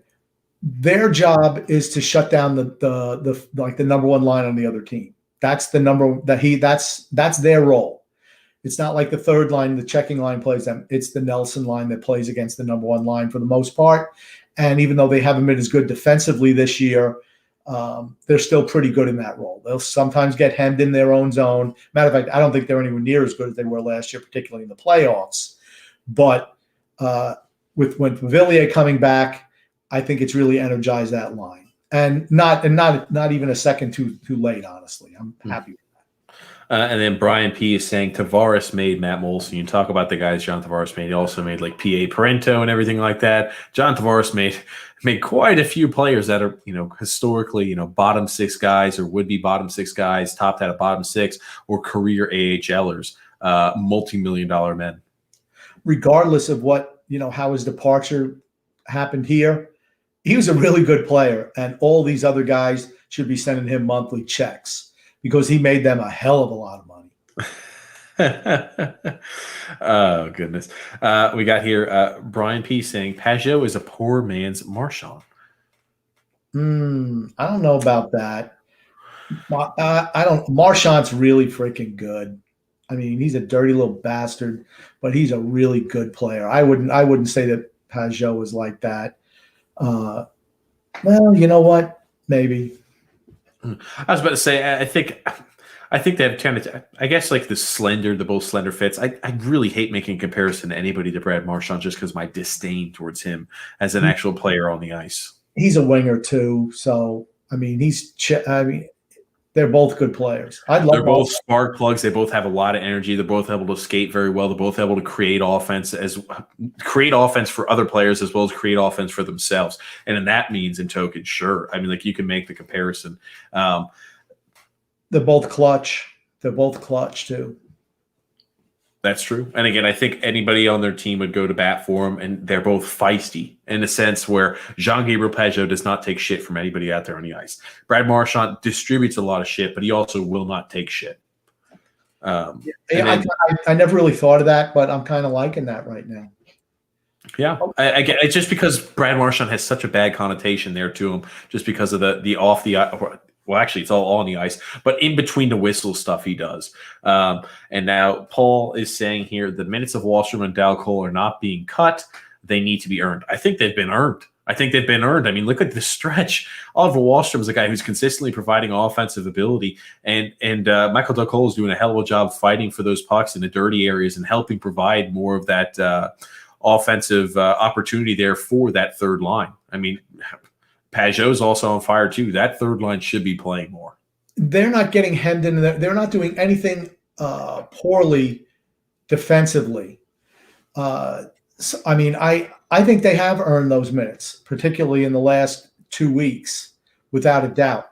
I think they deserve more minutes, honestly. They're not out of place. They're making the smart play, and now they're scoring. Well, not Dal Cole, but Wahlstrom. Brian P saying Pajot is 100 times more important than Bailey. And then Michael Davis saying, did you forget about last year's playoff run? Bailey killed it when it counted. Sorry, I'm not going there. So we got lucky for a couple of weeks. That's it. I look at the grand scheme. I wouldn't say get lucky over that time period. I mean, like a lot of things were firing on all cylinders there for the Islanders at that time period. What happened when we played Tampa? How did you do then? I can't recall. Honestly, I don't know, Grump, off the top of my head. Neither do I, but I bet you it was nothing. But he also says Dal Cole is useless. I'm not a huge Dal Cole guy, but in a bottom six role, I think he's more than serviceable. I don't need you to provide really that much offensive ability on the in the bottom six role. We've talked about it before. Matt Martin has been below average this year at best. You're seeing the diminishing returns right in your face. It's smacking you every single game he's out there on the ice. I would have no issue at all with Dal Cole filling the role there of Matt Martin. Matt Martin taking a seat and saying, hey, Matt, take a break here for a game or so. Well, I mean, you said the whole thing is if you're expecting points from Michael Dal Cole, you're not going to get it. He's cheap. He's younger. He's not going to cost a whole lot to re-sign after this year. I mean, and he fills a role. As long as he's playing as hard as he is right now, it seems like he's made a change from when he thought he was a goal scorer to what his role is now, which is, bottom six grinder. And, if he embraces that role and plays like he has, I have no problem with him. The problem I have is when you try to elevate him above what he can actually do, though, and that's a coaching staff thing. But I mean, you don't reward guys just because you don't have anybody else. At least I don't think. I wouldn't square pegs into round holes. I wouldn't even say it's a coaching staff thing. That's just a personnel thing. I mean, if you don't have the guys that are top six forwards, especially when Anthony Beauvillier goes out, there's only so much you can do to go ahead and make sure it works like that. Yeah, but like I said, there's other guys. Here's the thing. That's when Beauvillier was injured, right? But that just shows you how thin we are in our top six, right? I mean, that's all it says to you. We don't have anybody if one of our top six goes down. Think about it. If we lost a guy of the level or magnitude of Nikita Kucherov there to the Tampa Bay Lightning on our forward group, could you imagine that? No. Well, I mean, and it's still Tampa is killing it. They're rolling still this year, and it looked just as good as last year. We've got a comment here from Kevin H saying, do you see the Islanders making any moves before the trade deadline? Word from TSN is that the Leafs, as stacked as they are up front, are looking to shore things up with their forwards before the deadline. Can't see how we sit on the sidelines while the likes of the Leafs are still looking to improve. Well, Toronto sees an opportunity this year. They're going to win that division. And they're probably going to be in the top four. They're going to be in the Final Four. I firmly believe that. And anything can happen when you get in the Final Four, honestly. Their bugaboo is always the Bruins. They could never beat the Bruins because the Bruins would bully them, and they were not a good match. They're out of that division this year, and you're seeing how good they are. They're a really talented team. I'm surprised that they're trying to look up at shoring up their folders. I mean, forwards. They're scoring a bunch of goals. Maybe they're looking more for a guy who's going to be more of like a penalty killing type of forward who can play well in the bottom six, who's more defensive oriented there and kind of help maybe shore up one of those lines. And they could play and have one of those lines that are going to be like one of those shut down lines that are more effective. Or maybe more physicality in the forward group. I don't know. I can honestly say I've not watched a whole lot of Maple Leaf games this year. Neither do I. I'm not a big fan of watching the Toronto Maple Leafs. Brian J saying, I'm sorry, Butch needs to retire. No, don't say that about Butch. I'll tell you, I like Butch. You wonder, though, how long he's got left probably as an announcer. I like Butch, though. I like him as an announcer there. I met him in person, real nice guy, too. But the name, I almost find it funny, like the names, too. Like some of the names you could tell he doesn't pronounce for other teams all that often. And it's like he'll have to consciously think about it. I mean, when you're coming across a whole bunch of names that you don't really speak very often, you're going to stumble and bumble over them, especially when you're live on air like that. I understand that. Okay. At least you should know the names of the players on your own team, though. Sorokin, Kuhnhackl. I mean, come on. Now, the best part about it is that he makes fun of himself for it, which adds to the intrigue for me of having him as the announcer. Yeah, I don't want Butch being gone. But he does things that drive me crazy. And you all know what it is. Like yesterday again, Nick Leddy makes a horrible decision to try to skate out from behind the net with three guys converged on him. He throws a pass, and it barely – I mean, it was a terrible pass, and Butch called it a tricky play.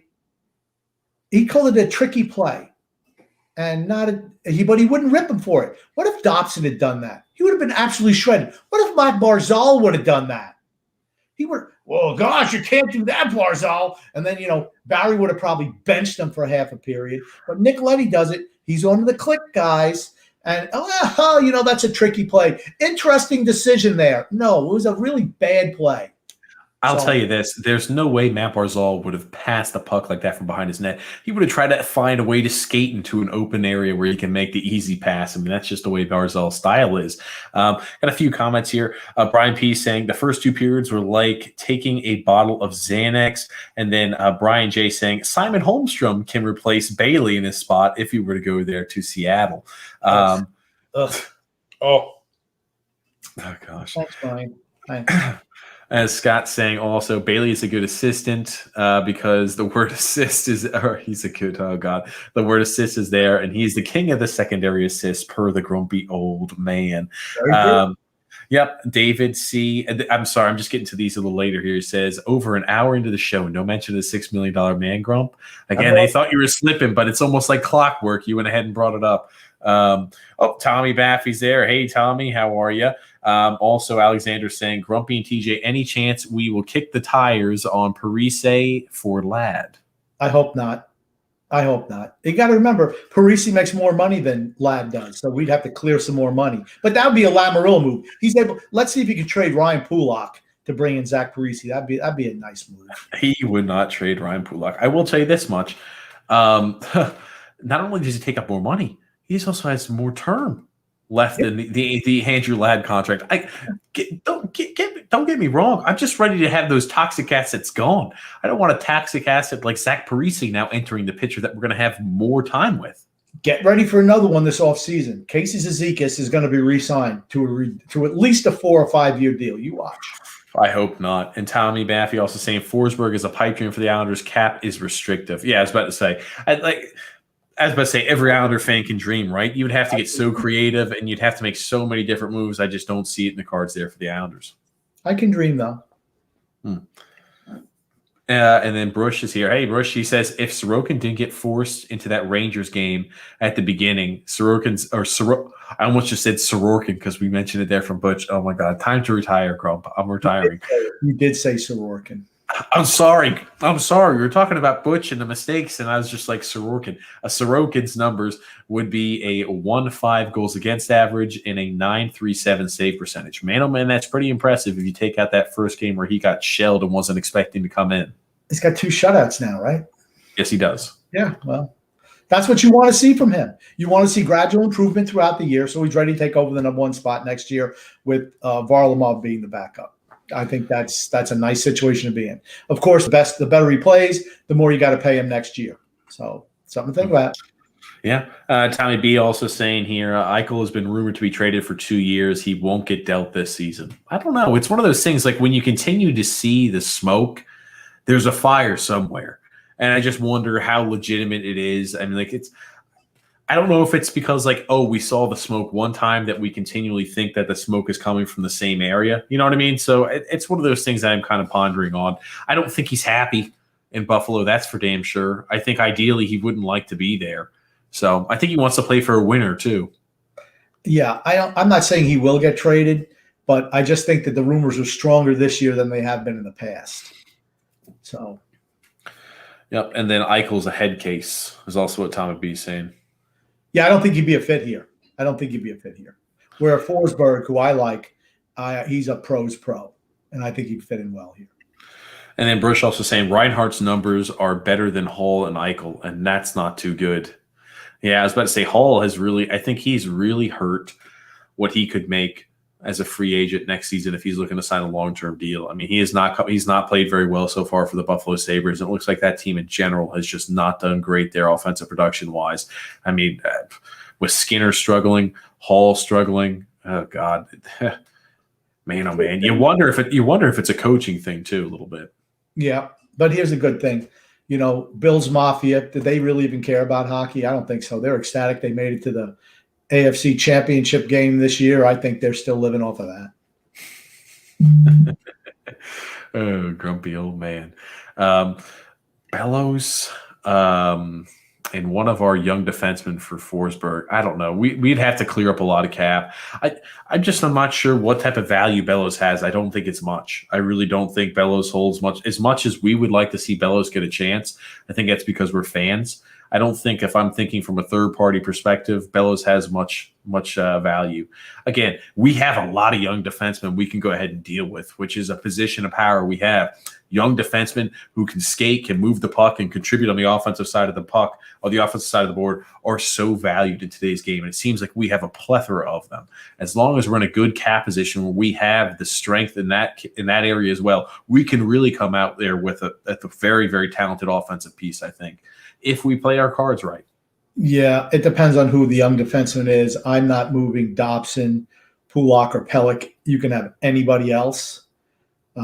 I think that would be a steal for us, honestly. Bailey, what does he contribute? Nothing. Bellows, nothing.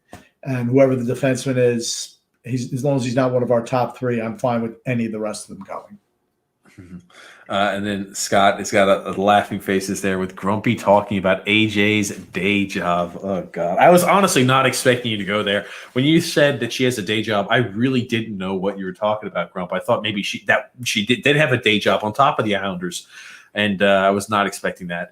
Oh, David C. also saying, Grump, do you have a flip phone?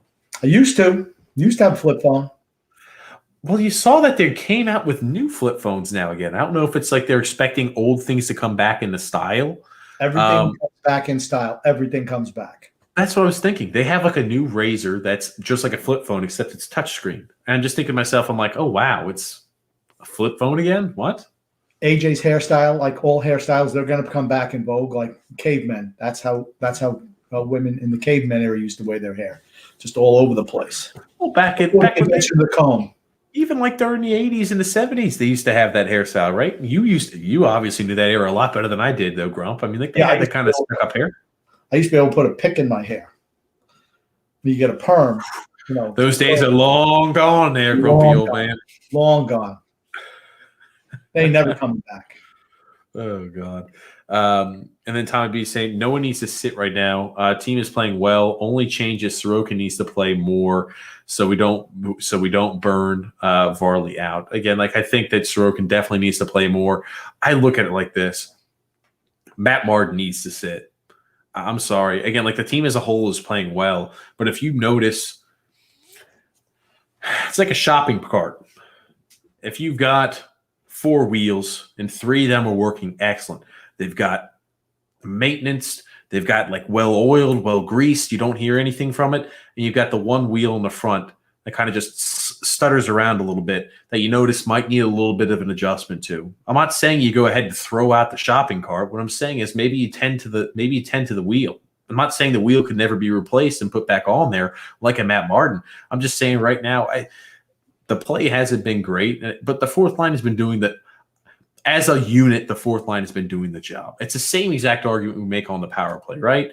When the power play unit, Ryan Pulock, has not been scoring as a trigger man position. The power play as a whole is successful. So I understand the argument. In the same token, though, as a trigger man, I expect you to score. That's the role and the job. Have you ever changed a tire on a car?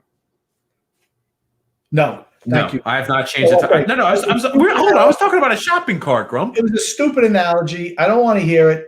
It was a shopping cart, not a car. What are you talking about? I just want to know, when did Tommy buy that Sorokin jersey?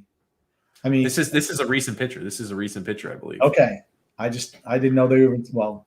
This is a picture from his 50th birthday, I believe. Oh, he got it for his 50th birthday. It was good for you. No, not for his 50th. I think this is a picture that was taken near or on or near his 50th birthday. Okay. Maybe that's what he got for his birthday, a Sorokin jersey. And Brian P is saying, we have overpaid for the fourth line by a lot. And that is not a joke. And I don't think Cizikas needs a long-term contract or a lot of cap tied to it, but man, oh man, could you imagine if we tie him up for a long-term contract with a lot of cap tied to it?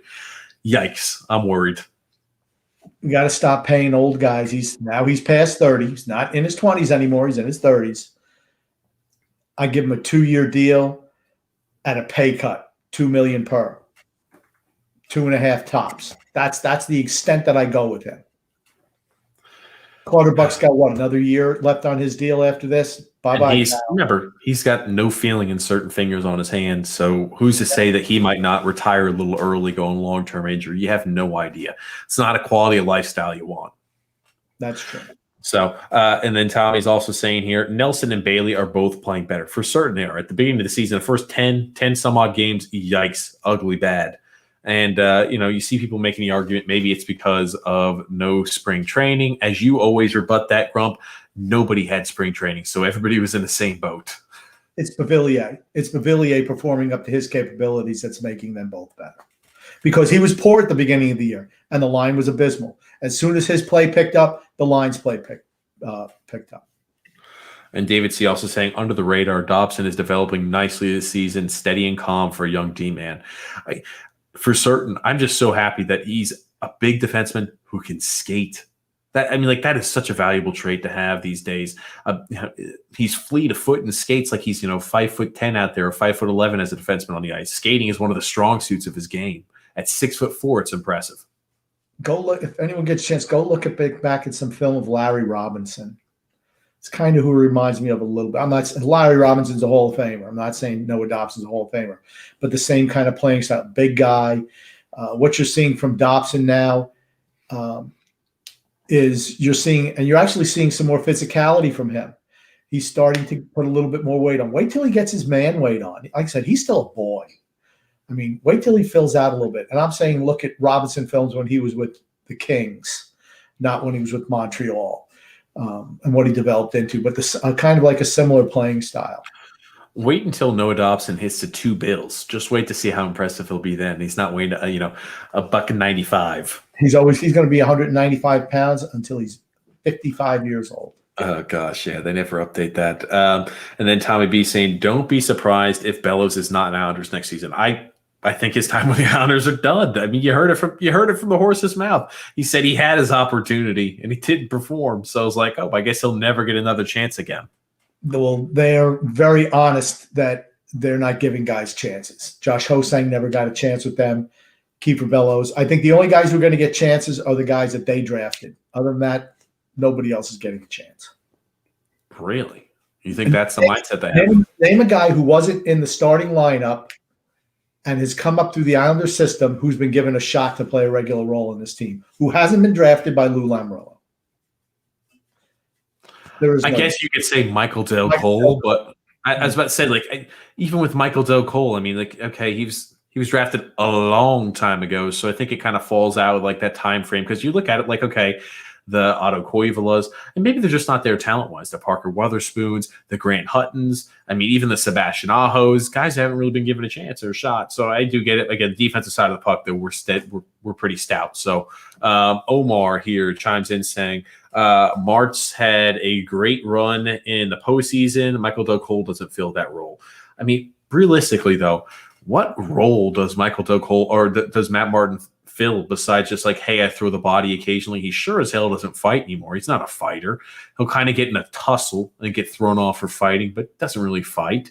And he doesn't even hit anymore. He doesn't hit anymore. He does. He throws the body around. He knocks a few guys to the ice, but it's not like the old Matt Martin. It's just not.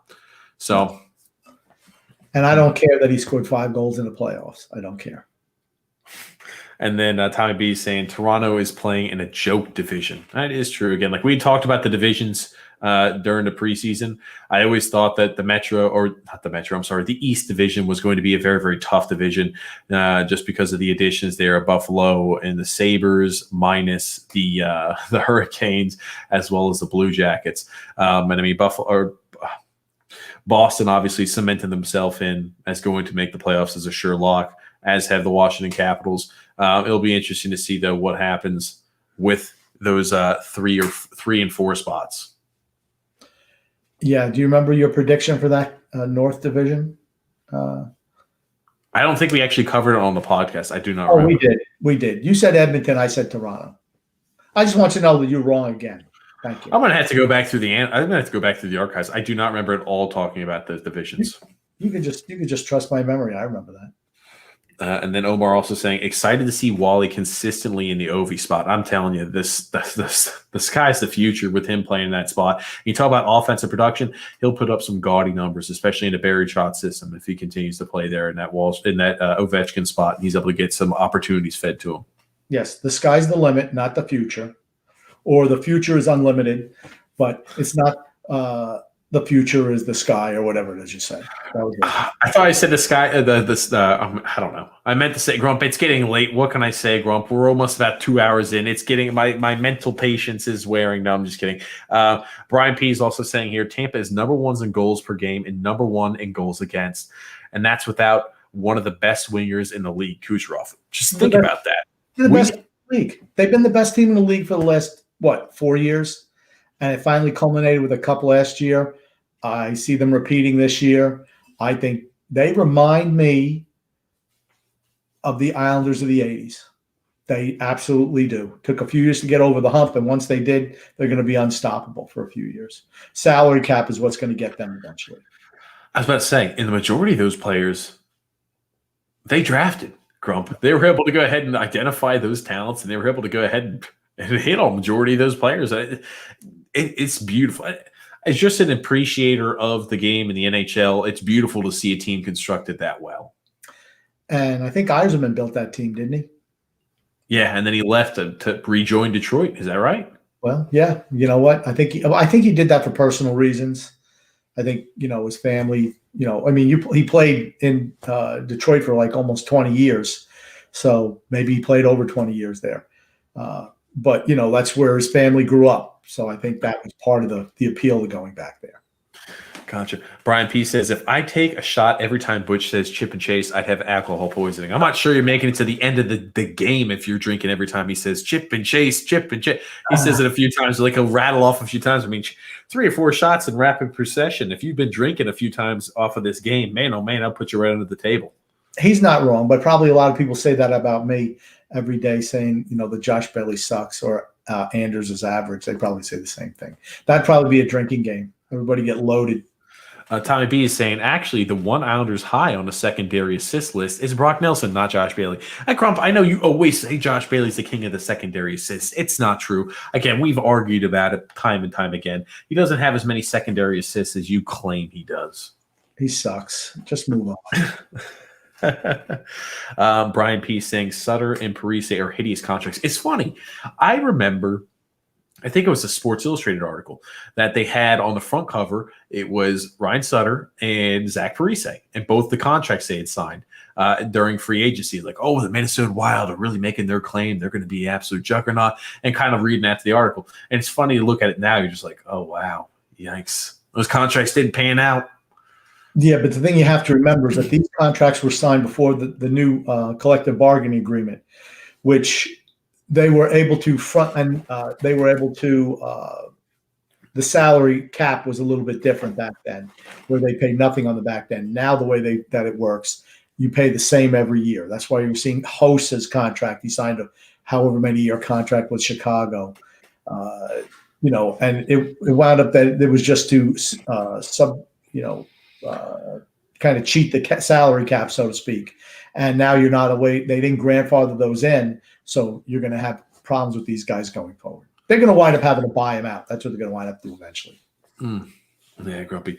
Got a few more comments here. Dave Pereira saying, do you think that the team plays differently when Sorokin is in at compared to Varlamov? I think anytime that you have a new goaltender, the defense doesn't know exactly. Remember, they have two different playing styles. So if a team is used to playing with a guy who they know what Sorokin is going to do, and Sorokin has a different playing style, sometimes it can seem like that. But I think the biggest issue was the fact that Sorokin is still getting comfortable on the smaller ice surface. I think you're seeing him get better and better. He still needs to be better on his rebound control, though. For certain. Again, I think it's the same thing with soccer too.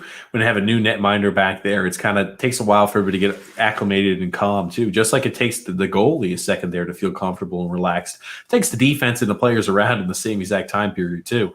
Brian P. also chiming in saying $33 million for Eichel, Okposo, Skinner, and Hall having 3 goals total. Yikes. Impressive. Most impressive. Most impressive. And Tommy B saying the GOM has a rotary phone. LOL. For certain he does. I'm shocked it didn't go off during this time period. Wow. No. Rotary phone is different than a landline. Do you even know what a rotary phone is, TJ? That's one of the ones you got to go ahead and spin. Yeah. That's where the rotation comes around. You go. Yeah, I know what the rotary phone is. I'm not that young, Grump. My dad used to work for Wilco, Long Island Lighting Company, and a lot of times they would call him in to work overtime. So, and if he didn't want to work overtime, he used to tell people they had to give us the signal, which was 2 rings, hang back, and call back again. So we'd listen and think about how long it took to dial. Brr, brr, brr. Now there were only 7 numbers you had to dial. Now I think everyone has to dial the full 10, but there was only 7 at the time. So just think about all the rings that you had to do in between to get that, and then get the 2 rings, then hang up, and then do it again. I mean, I could see people wearing their fingers out. All for that, for not wanting to work some overtime. Yep. David C. saying, Grump, no singing tonight. The Sinatra of the Isles podcasts. I did it my way. Scott saying, sit Martin and play Johnston for 5 to 7 games. I mean, unless injury happens, they're not changing anything up. That fourth line is cemented in the same exact way it is. I don't see what Matt Martin gives you that Ross Johnston doesn't. Nothing. And Johnston brings some physicality and some intimidation. I think it's a match made in heaven. Tommy's saying here, I purchased the jersey last summer, and also saying Dobson has great vision. His shot needs work, though. I'll tell you, as much as his shot might need a little work, and I think that will come, the fact that he throws the puck consistently towards the net is the most important factor for me. Yeah, he puts the puck on net, particularly on the power play. He absolutely does. I don't think he's going to be a guy who booms it from the point. Doesn't need to be. Chris Letang, how many slap shots you see him taking? Well, if you're accurate, it's not like Josh Bailey, like where you're shooting the puck at 30 miles an hour. These guys, most of these guys shoot a lot harder than that, but he can pick spots. And I think you're going to see, as he gets older, you're going to see more production from him. And then Brian P. also saying the best line in the playoffs last year was Palat, 7th round pick, Kucherov, 2nd round pick, and Braden Point there, 3rd round pick. It's amazing, the scouting and development. That's true. I'll tell you. Again, if everybody stays healthy, you have the likelihood of 2 Hall of Famers that you drafted, one in the 2nd round, one in the 3rd round. Braden Point can be well on his way with how many points he amasses, and Kucherov also is too, as long as there's no injuries and are able to sustain a longer career. Because think about it, that Tampa team, if they're able to stick together, they have a chance to really win quite a few cups. And again, as much as the points are important, if you win quite a few cups over an extended time period and have the points to back it up, you're going to make the Hall of Fame. Point is an example of what I like to talk about when you kind of, for a guy in the third round, you take a chance on a guy with offensive talent as opposed to some grinder type like we like to do. Palat is more of the grinder type. Kucherov is just a talent. I think he was during the time frame where they're having issues with the Russian Hockey Federation when he was drafted, I believe, which is why he dropped. But that's why I always say, I mean, if you're going to reach for somebody, you reach for somebody who has talent. You don't reach for a grinder.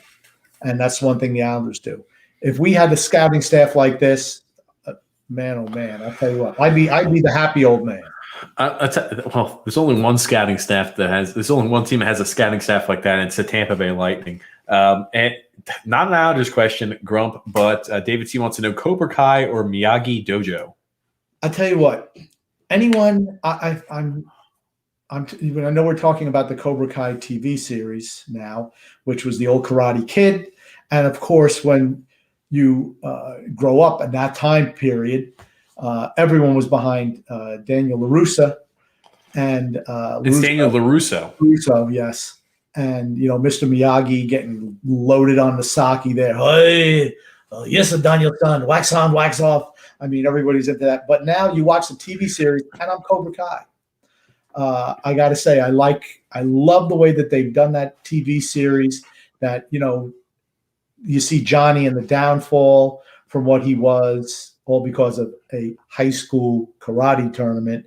And you see Daniel be like a real jerk. But I'm kind of Cobra Kai. I kind of like the Johnny character right now. It's got some textures to his character. I tried to watch the first season. I made it maybe about halfway through the first episode. I'm like, I was cringing too hard. I had to stop. Shut up. Next. You know nothing. And Tommy Baffy also wants to know, Gom, is your rotary phone in orange and blue? Red, white, and blue. Ah, there you go. Actually, I think our phone was yellow, and it would never like bold colors. It was like a yellow, like a mustard color, and the other one was like pea soup green. Oh goodness. Tommy Baffy saying finding someone in the 7th round is rare and honestly pure luck. I was about to say, if you build and you look at those teams that are extremely and uber successful, they find that 1 or 2 players in the later rounds. I mean, we're talking 6th, 7th, 5th round picks. I can only think of the Detroit Red Wings with like Zetterberg and Datsuk. And I think of those guys, I'm like, holy crap, those 2 Hall of Famers they identified late in the draft. When you're able to do that, man, oh man, do you have an unbelievably successful team and a real chance for a dynasty. What you're looking for is equality when you're drafting that late, like Tom Brady when he was drafted by the Patriots in the 6th round, 199. He had that leadership. He was able, you see on film, that he had the greatest natural ability. No, but his teams always won, and he always drove them back to win. You're looking for stuff like that, guys who shine in certain moments. That's what you look for, somebody with a special quality late in those rounds. For certain, Grump. We're right about at 2 hours, Grump. We're wrapping things up. Is there anything else you want to say, Grumpy old man, before we conclude? Number one, I want to get what your prediction is here for the next 3 games, because we're going to record here. 6 points. Okay.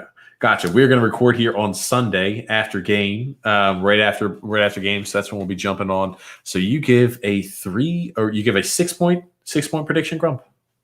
Yeah, 6 points. Absolutely. Okay, Grumpy. Excellent. I'm going to give us 5. I think we lose one of those in overtime. Or actually, I'm going to give us 4. I think we win 2 and we lose 1. I just think playing 3. You are not a true Islander fan, loser. I think playing the team 3. Yeah, I think playing one team 3 times in 4 days. I think just bound on the odds, you're probably going to lose 1. And again, like some days you're going to come out, you're going to really play well, and one day they're just going to have your number. I really do believe that, Grumpy. But that kind of concludes things. Is there anything you want to say before we wrap things up, though, Grump? Hey, thanks everybody for listening. We have a great time. At least I know I have a great time. I don't know about TJ, but I have a great time. I did. Thank you, Grumpy. Sunday's game is at 1:00. It's Monday afternoon. It's Sunday afternoon, Grumpy. Yeah, I think it's 1:00 in the afternoon, so we'll be on after that game. Yeah, we're going to be on post game. Gotcha. Just like last Sunday here, Grumpy. Thank you so much for being a part of the podcast. Thank you so much, guys, for listening and tuning in. Love the fact that we have the stream there. We can go ahead and interact there with everybody. Thank you, Grumpy, and let's go Islanders. Let's go.